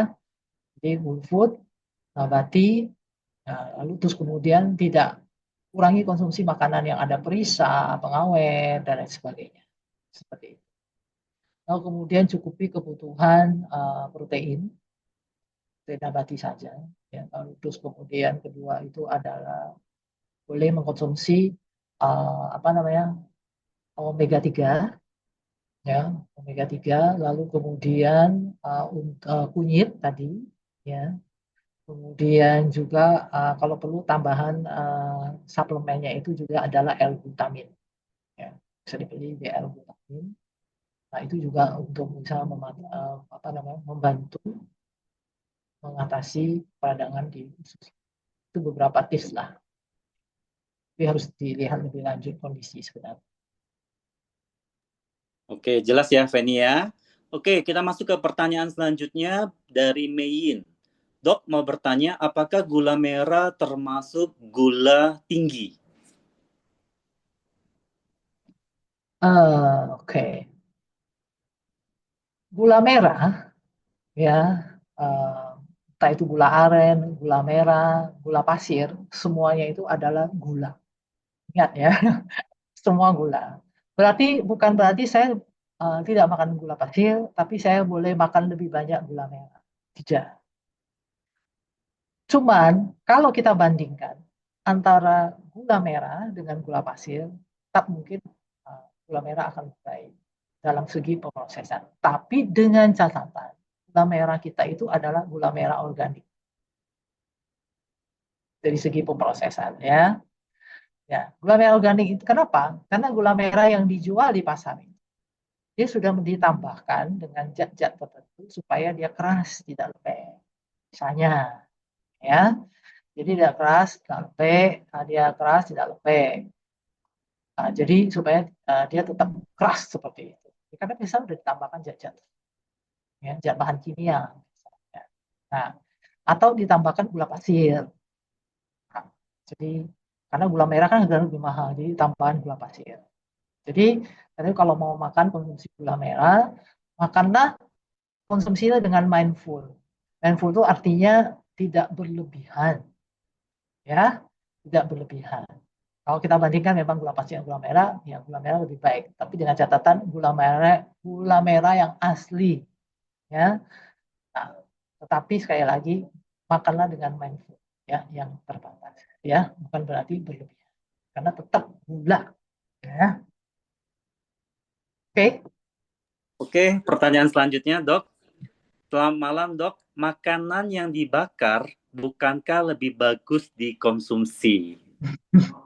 Ini dari Irma. Ya, jadi proses pembakaran, ya, yang dibakar, proses pembakaran itu bisa menghasilkan zat-zat yang dapat menyebabkan terjadinya menimbulkan zat-zat yang dapat menyebabkan terjadinya karsinogen. Ya, karsinogen itu adalah zat-zat yang bisa menyebabkan kanker. Dibakar di sini itu seperti jagung bakar, ya, sate bakar, itu namanya dibakar. Jadi dibakar sama di oven beda, ya, atau dipanggang itu beda. Kalau dipanggang itu kan kayak di oven gitu. Itu lebih baik daripada dipanggang, ya. Jadi saya memberi saran kepada Bapak Ibu semua, ya, kita mungkin suka makan tempe digoreng atau tahu digoreng. Tapi kalau saya tempenya bukan digoreng, ya, kalau kita ingin mengkonsumsi tempe, kita bisa dengan cara di pan, ya. Jadi pan dengan minim minyak, ya. Kalau digoreng kan minyaknya deep fried, ya, jadi minyaknya banyak. Tapi kalau kita pan, maka minyaknya kita minim minyak, ya. Misalnya kita pakai pan yang bagus, ya. Lalu kita oles minyak, tempenya atau tahunya sudah kita marinasi terlebih dahulu, ya, dengan mungkin, ya, atau dengan garam, ya, dengan bumbu, terus kemudian atau dengan rempah, ya, lalu kita rendam dulu, lalu kemudian tinggal kita pan, ya, kita pan dengan minyak yang minim. Nah, itu akan lebih sehat daripada kita goreng, ya, minyaknya dikit, ya, dan juga kandungan gizinya juga masih lebih lebih baik daripada seperti itu. Dibakar tidak sehat. Ya, dipanggang mungkin masuknya. Ya.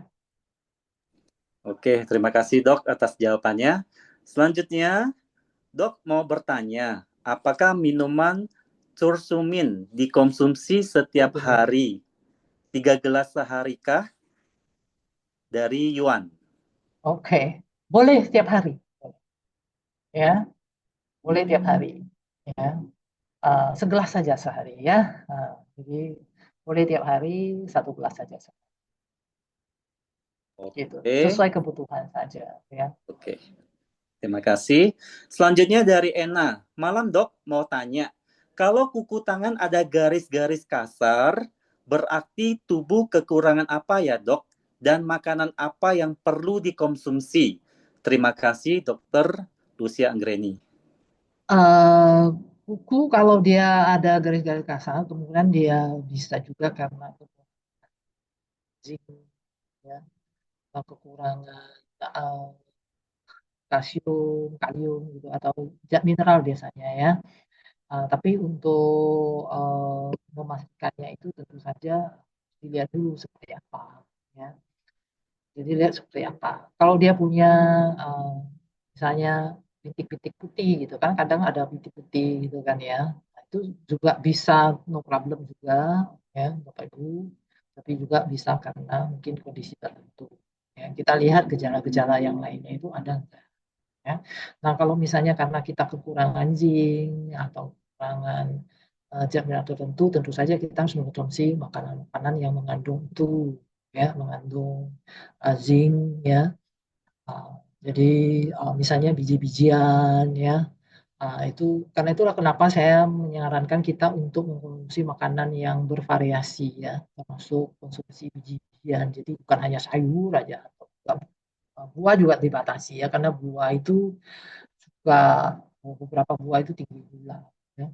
Jadi buah itu nggak boleh berlebih, sayur boleh ya bervariasi mungkin, tapi juga konsumsi biji-bijian ya bervariasi gitu ya. Jadi sebenarnya biji-bijian kan banyak ya, biji-bijian itu kan banyak. Biji-bijian itu maksudnya seperti kacang merah, kacang merah, kacang hijau ya. Jadi saya biasanya kacang kedelai hitam ya.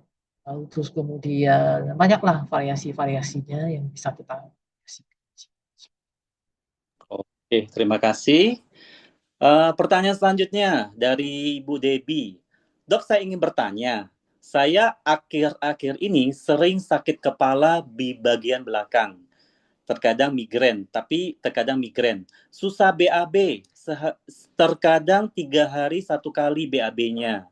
Lalu badan akhir-akhir gatal-gatal seperti terkena darah manis. Itu bagaimana ya dok cara tangani dan pola makan apa dan dok padahal pola makan dan tidur saya seperti biasa. Jadi sakit kepala dan kadang migrain dok. Ya. Pola makan seperti biasa itu gimana gitulah ya. Nah, ya ini harus kita lihat ya seperti biasa itu seperti apa. Jadi saya katakan bahwa inflamasi itu bukan terjadi pada artinya inflamasi itu terjadi karena berbagai faktor ya bisa karena pola makan, kedua juga mental health atau kesehatan psikis kita, mental kita, lalu kemudian bisa karena faktor lain-lainnya tadi saya katakan tadi ya kurang gerak dan lain sebagainya. Nah, sampai kemudian terjadi inflamasi. Kalau saya melihat gejala-gejala yang sudah ada itu berarti sudah ada inflamasi dalam tubuh. Ya kan? Kulit gatal, ya kan? Lalu apalagi tadi migrain ya. Sak kencang di daerah sini. BAB tidak lancar. Berarti sudah terjadi inflamasi dalam tubuh yang juga bukan hanya dalam tubuh tapi juga di dalam pencernaan, dan ini semua memang harus apa namanya harus diperbaiki kondisi ini. Mulai dari pola makannya, lalu terus kemudian aktivitasnya, olahraganya, ya seperti saya katakan tadi itulah apa aja yang harus dimakan ya, apa yang harus dihindari makanannya dan lain sebagainya. Itu semua harus diperbaiki. Ya, itu semua harus diperbaiki. Ya. Nah, Bapak Ibu semua, ya, kalau Bapak Ibu, Ibu siapa tadi yang bertanya itu, ya, boleh nanti menghubungi saya, nanti saya bisa konsultasi lebih lanjut, nanti saya akan kasih cara-caranya yang lebih detail. Seperti kalau ini kan, karena saya harus tahu lebih lanjut lagi pola makannya apa yang dimakan segala macam, sehingga saya bisa tahu, ya, saya harus memberikan masukan yang seperti apa. Karena sekali lagi setiap orang itu personal, ya, ya. Tapi Oke. secara umum itulah yang saya jelaskan pada malam hari. Apa makanan apa yang harus dihindari, makanan apa yang harus diperbanyak, ya, dan boleh yang harus dikonsumsi. Secara umum sudah saya jelaskan tadi, ya, seperti itu. Oke, thank you. Mungkin Ibu Debbie nanti bisa menghubungi lebih lanjut ya ke Dokter Lucia ya. Nah, pertanyaan selanjutnya dari Lili Suryani. Malam Dokter Lucia. Saya pernah baca di buku enzim di mana disebutkan bahwa konsumsi makanan berfermentasi dapat menguras enzim di tubuh kita. Sedangkan di lain pihak dikatakan bahwa makanan berfermentasi dapat mengurangi bahwa makanan berfermentasi dapat mengurangi fermentasi. Apakah bisa bantu dijelaskan seberapa banyak kita boleh makan makanan yang berfermentasi dalam hal beberapa sisi atau gram sehari? Oke, ya, baik, bagus sekali, ya kan. Jadi uh, makanan fermentasi yang kita konsumsi seperti misalnya saya, ya, saya makan, saya membuat sagu. Sagu itu adalah fermentasi kol, ya. Jadi kol itu saya tidak boleh makan kol terlalu banyak. Kalau saya makan kol terlalu banyak, kol saya jadi kayak kembung, ya. Nah, tapi kalau kol itu saya fermentasi, saya konsumsi tidak masalah bagi pencernaan saya. Ya, justru kalau difermentasi itu nggak masalah, ya, bagi pencernaan saya. Sekali lagi, setiap orang itu personal. Menurut saya, jadi setiap kali saya mau makan, ya, makan siang biasanya, makan siang dan makan malam, saya ambil 1 sendok sauerkraut itu, ya, 1 jepitan, pakai jepitan, saya ambil dari toplesnya, fermentasi kol itu 1 jepitan untuk tambahan sebagai lauk, ya kan? Jadi sekali lagi sebenarnya fermentasi itu tergantung fermentasi apa dan konsumsinya mau berapa banyak. Sekali lagi fermentasi apa. Kan saya katakan tadi ada tempe, ada natto atau miso, ada kefir, ada kombucha, misalnya kombucha, ya. Kombucha itu kan bagaimanapun kita lihat dulu fermentasinya. Kombucha kan bagaimanapun dia ada dari gula, ya. Walaupun gula itu sebagai makanan bagi bakterinya, ya, sudah dimakan bakterinya, tapi mungkin tidak 100%, ya. Lalu berapa hari dia berfermentasi, itu juga harus kita lihat, ya. Nah, itu sekali lagi menurut saya minum mindful aja, ya. Mindful itu minum makan atau minum secukupnya saja, tidak boleh berlebihan. Ya, kalau kombucha itu cukup 1 gelas kecil setiap hari misalnya, atau kefir juga, ya. Nah, kalau saya sauerkraut tadi ya paling saya 1 sendok aja saya ambil untuk saya campurkan kepada saya. Kimchi juga demikian. Oke, thank you dok. Wah, ini pertanyaan masih banyak ya dok ya. Pertanyaan selanjutnya dari Ibu Ini mau diselesaikan pertanyaannya atau apa? Ya, singkat padat ya dok ya. Ini pertanyaan selanjutnya dari Ibu Dian. Selamat malam dok, mau bertanya. Apakah aman mengkonsumsi suplemen probiotik dan prebiotik setiap hari? Aman-aman saja sebenarnya, ya kan? Aman-aman saja. Selama memang jadi kita lihat aja sebenarnya. Kalau saya sih tidak setiap hari mengkonsumsi, ya, sesuai kebutuhan. Karena saya udah makan nasi juga, ya. Jadi kalau saya merasa karena saya itu atau perut saya sudah tidak nyaman, saya baru konsumsi. Jadi menurut saya, tapi kalau saya udah baik, ya paling saya makan seminggu, ya.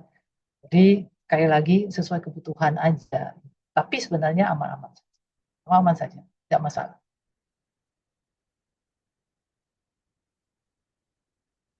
Oke, pertanyaan selanjutnya dari Yuliana. Dok, saya terkena saraf kejepit di L4, L5, dan LS. udah disuntik tapi masih sakit. Apa yang harus saya lakukan? Dokter saraf menganjurkan untuk berenang, tapi belum saya lakukan. Ada juga yang menganjurkan saya untuk diurut, untuk ditarik saraf yang kejepit. Jadi ada Oke. saraf kejepit. Apa yang harus dilakukan, Dok? Ya, ini sampai saraf kejepit juga ya. Oke, Oke, saraf kejepit itu berarti permasalahan di dalam tulang belakang kita. Ya, berenang itu paling baik.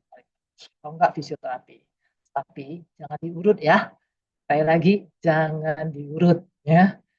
Nah, jadi di fisioterapi boleh, tapi jangan diurut ya. Berenang boleh bagus ya. Paling bagus berenang ya. Nah, tapi jangan diurut. Tapi ada juga gerakan-gerakan senam tertentu ya untuk membantu melonggarkan ya, melonggarkan penjepitan dari tulang belakang kita itu yang menjepit saraf itu, ya, otot-otot yang ada di sananya. Ya, jadi pergi aja ke fisioterapis, nanti minta diajarin gerakan apa yang karena nggak mungkin saya praktekkan di sini ya. Jadi gerakan apa yang bisa membantu untuk meregangkan tulang-tulang kita agar sarafnya ya, ada, itu ada ya. Ya itu agak membuat ada gerakan-gerakan pada pinggul atau pada kaki kita itu untuk membantu supaya ototnya lebih rileks dan lebih meregangkan ya luasnya. Seperti itu. Oke, thank you ya. Jelas ya, Bu Yuliana. Selanjutnya dari Henny. Dok, makanan banyak sayur-sayuran, apakah bisa buat batu ginjal saya kambuh? Terima kasih, Dok. Oke, baik ya. Jadi batu ginjal itu tidak sederhana karena makanan. Tapi kalau kita punya riwayat batu ginjal, tentu saja makanan-makanan. Jadi batu ginjal itu harus kita lihat dulu ya. Itu batu ginjalnya itu batu ginjal yang jenis apa? Jenis kalsium, ya kan? Atau jenis yang mana? Ya. Baru kita tahu makanan makanan apa yang harus kita lebih kurangi. Gitu, ya kan? Tapi sebenarnya terjadinya pembentukan batu itu tidak sederhana karena makanan yang kita makan, gitu ya. Ya, kita kurang minum juga bisa. Ya. Lalu kemudian ketidakseimbangan asam basa di dalam tubuh kita itu juga bisa. Ya. Jadi bukan karena saya makan banyak sayur, saya makan ini lalu kemudian jadi batu, tidak. Bahkan proses peradangan itu sendiri juga bisa mempercepat untuk terjadinya batu. Ya. Jadi karena itu tidak sesederhana itu karena saya makan banyak sayur lalu kemudian bisa membuat terjadinya batu. Ya. Jadi kurang minum juga bisa ya. Jadi kondisi lingkungan di apa namanya dalam tubuh kita, lingkungan tubuh kita atau kondisi dalam tubuh kita juga bisa mempercepat terjadinya batu ginjal juga bisa ya. Nah, jadi kita juga harus lihat jenis batunya. Oke. Pertanyaan selanjutnya, Dok, apakah minum cucurmin aman untuk penderita batu ginjal? Dan apakah makanan berfermentasi aman juga untuk penderita batu ginjal? Terima kasih, Dok. Aman. Aman, aman. Aman ya jawabnya. Aman ya. Oke. Pertanyaan selanjutnya.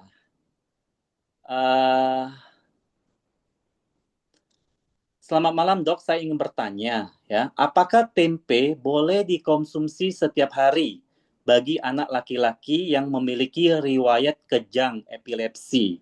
Anak saya vegetarian dan tempe merupakan makanan favoritnya. Setiap hari selalu minta tempe. Jadi aman nggak, Dok, kalau untuk anak yang laki-laki yang menderita riwayat kejang atau epilepsi? Aman, aman kok. Jadi tidak ada kaitan dengan epilepsi antara dengan konsumsi makanan, sama tempe, ya. Jadi aman-aman saja, aman saja. Oke, ya. Jadi aman ya, Ibu Lindawati. Dok, saya ingin bertanya, saya bermasalah dengan pencernaan susah BAB. Lalu saya konsumsi fiber setiap hari. Apakah mengkonsumsi fiber setiap hari itu baik untuk bisa merusak pencernaan atau tidak? Saya katakan tadi bahwa kita harus tahu dulu misalnya apa menyebabkan kita susah BAB. Kan? Apa kita kurang minum kah? Ataukah memang ada permasalahan di dalam pencernaan kita? Ya, seperti saya katakan ini salah satu penyebab konstipasi itu adalah karena peradangan. Ya. Jadi yang harus kita atasi itu adalah peradangan itu sendiri, supaya BAB kita itu bisa lebih lancar, lebih bagus. Seperti itu. Kalau kita kurang minum, kita minum air.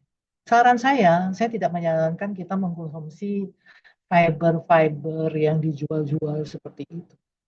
Ya. Karena sebenarnya makanan nabati sendiri sudah tinggi fiber. Dia sudah tinggi fiber.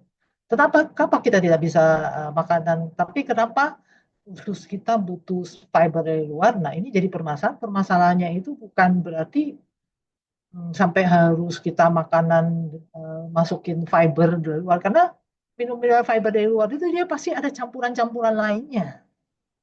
Ya, jadi dia ada campurannya bukan hanya fiber. Itu kan sudah dibuat dari tepung. Jadi dia sudah tidak alami. Ya, ingat ya, serat itu ya serat yang orang sebut dijual-jual itu serat itu sesungguhnya itu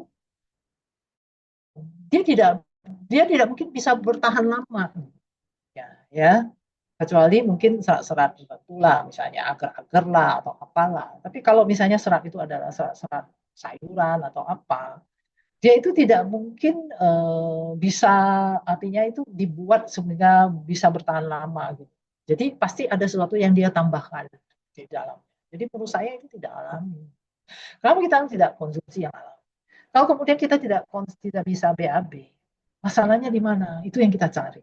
Oh, berarti mungkin ada masalah berarti dalam usus kita. Tidak terjadi keseimbangan di dalam usus kita, disbiosis tadi ya, mikrobia. Nah, jadi ini yang harus kita lacak, jadi harus kita obati ya.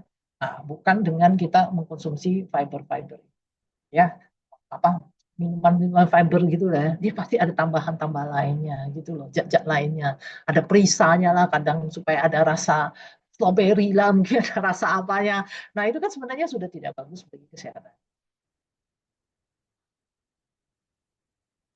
Oke, terima kasih dok atas jawabannya. Ini dari Ena, malam dok, apa bisa konsultasi lewat HP dan bagaimana caranya? Tadi ada beberapa dok yang ingin konsultasi dan pengen Boleh.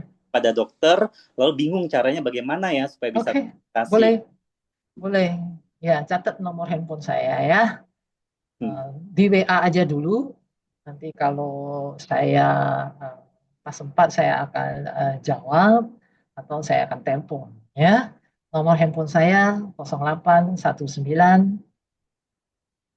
324 78 190. 0819-324-79190. 78190. 78190. Ya, Ah, Bapak Ibu yang ingin bertanya, ya ingin konsultasi lebih lanjut, nanti bisa chat ke nomor WA-nya Dr. Lucia ya. Nah, ini mungkin ada pertanyaan terakhir di kolom chat ya, Dok ya, dari Lindawati Samsudin. Dok, apakah minum obat rutin setiap hari bisa menyebabkan peradangan dari obat-obatan yang dikonsumsi dari kimia obat? iya. Tergantung obatnya, jenis obatnya. Ya, jadi Bapak Ibu semua, saya tidak mengatakan bahwa semua obat itu jahat juga, tergantung kondisi kita, eh, apa namanya, tergantung bagaimana kondisi kita. Ya, jadi Bapak Ibu semua, tidak semua obat itu jahat. Ya, tapi juga ada obat-obat tertentu tidak boleh dikonsumsi secara jangka panjang atau berlebihan. Kalau obat-obat itu eh, apa namanya dikonsumsi secara berkepanjangan atau berlebihan, ya kan, maka tentu saja dapat dianggap itu menjadi sebuah racun bagi tubuh kita. Nah, kalau itu racun, tentu saja dapat menyebabkan terjadinya seperti itu. Oke, terima kasih. Ya, Nah, jadi ingat baik, tapi tidak semua obat. Ya, kita lihat dulu obatnya apa, dan untuk sakitnya apa, ya. ini ditulis oleh Ibu Lindawati, obat anti kejang, Dok. Oh, obat anti kejang. Kalau itu memang diperlukan dan harus dikonsumsi, nggak apa-apa dikonsumsi. Karena memang obat itu udah dibuat sesuai dosisnya. Ya. Oke ya. Nah, Dok, kalau untuk di kolom chat Zoom kita malam hari ini ya, pertanyaannya sudah sampai di sini nih. Tapi di kolom chat Facebook Live itu pertanyaannya masih ada beberapa ya. Tapi ya waktunya udah lewat setengah jam lebih ya, Dok ya. Tapi ini luar biasa sekali loh, Dok. Antusias dari para peserta ya yang ingin bertanya itu sangat luar biasa banget ya. Tapi mungkin dikarenakan waktu kita juga ya sudah lewat setengah jam lebih ya. Jadi mungkin pertanyaan-pertanyaan di Facebook, mungkin dokter mau menjawab?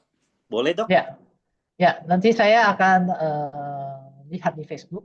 Saya nanti akan menyapa saudara-saudari Bapak Ibu di Facebook. Ya, Oke, untuk, ya. untuk menjawab.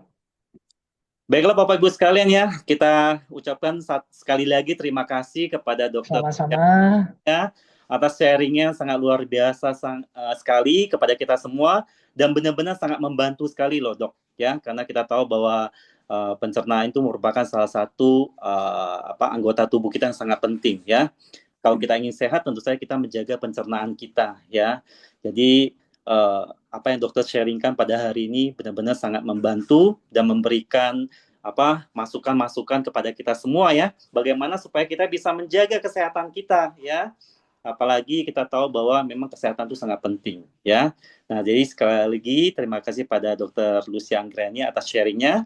Nah, Bapak Ibu sekalian ya, acara kita pada malam hari ini kita cukupkan sampai di sini dan kita akan ketemu lagi di tanggal 9 bulan 3 2025. Tapi sebelumnya Bapak Ibu kita akan foto bersama ya. Kita akan mengabadikan ya acara kita pada malam hari ini. Jadi saya minta kepada Bapak Ibu sekalian bisa men-on-kan kameranya Bapak Ibu ya. Jadi kameranya Bapak Ibu tolong dibuka. Yang mungkin juga ya kita akan foto bersama ya. Jadi kameranya boleh dibuka ya Bapak Ibu ya. Jadi saya akan memfoto untuk bisa diabadikan. Wah luar biasa nih. Hari ini pesertanya sangat banyak loh dok ya. Tadi dari 140 lebih ya. Nah kita sampai lewat setengah jam lebih loh dok ya. Ini antusiasnya sangat luar biasa. Baik Bapak Ibu saya foto ya. Bapak Ibu lihat ke sini. Ini dari layar pertama. 1, 2, 3. Smile. Oke, lanjut Bapak Ibu untuk layar selanjutnya. 1, 2, 3, smile. Oke, kita lanjut lagi. Wah, ini luar biasa layar selanjutnya ya. 1, 2, 3, smile. Layar terakhir. 1, 2, 3, smile. Oke, ya udah. Baiklah Bapak Ibu sekalian, ya acara kita di Inakes pada malam hari ini yang dibawakan oleh Dr. Lucia Anggreni sampai di sini. Terima kasih kepada Bapak Ibu yang sudah bergabung pada malam hari ini ya Bapak Ibu ya. Semoga apa yang disampaikan oleh Dr. Lucia ya kepada kita semua itu bermanfaat dan bisa membantu kita semua ya untuk supaya pencernaan kita menjadi baik dan sehat ya. Baiklah Bapak Ibu sekalian, acara kita cukup sampai di sini. Terima kasih. Sekali lagi saya ucapkan kepada Dr. Lucia, terima kasih kepada Bapak Ibu sekalian. Baiklah, selamat malam Bapak Ibu sekalian. Kita ketemu lagi di tanggal 9 bulan 3 2025. Terima kasih.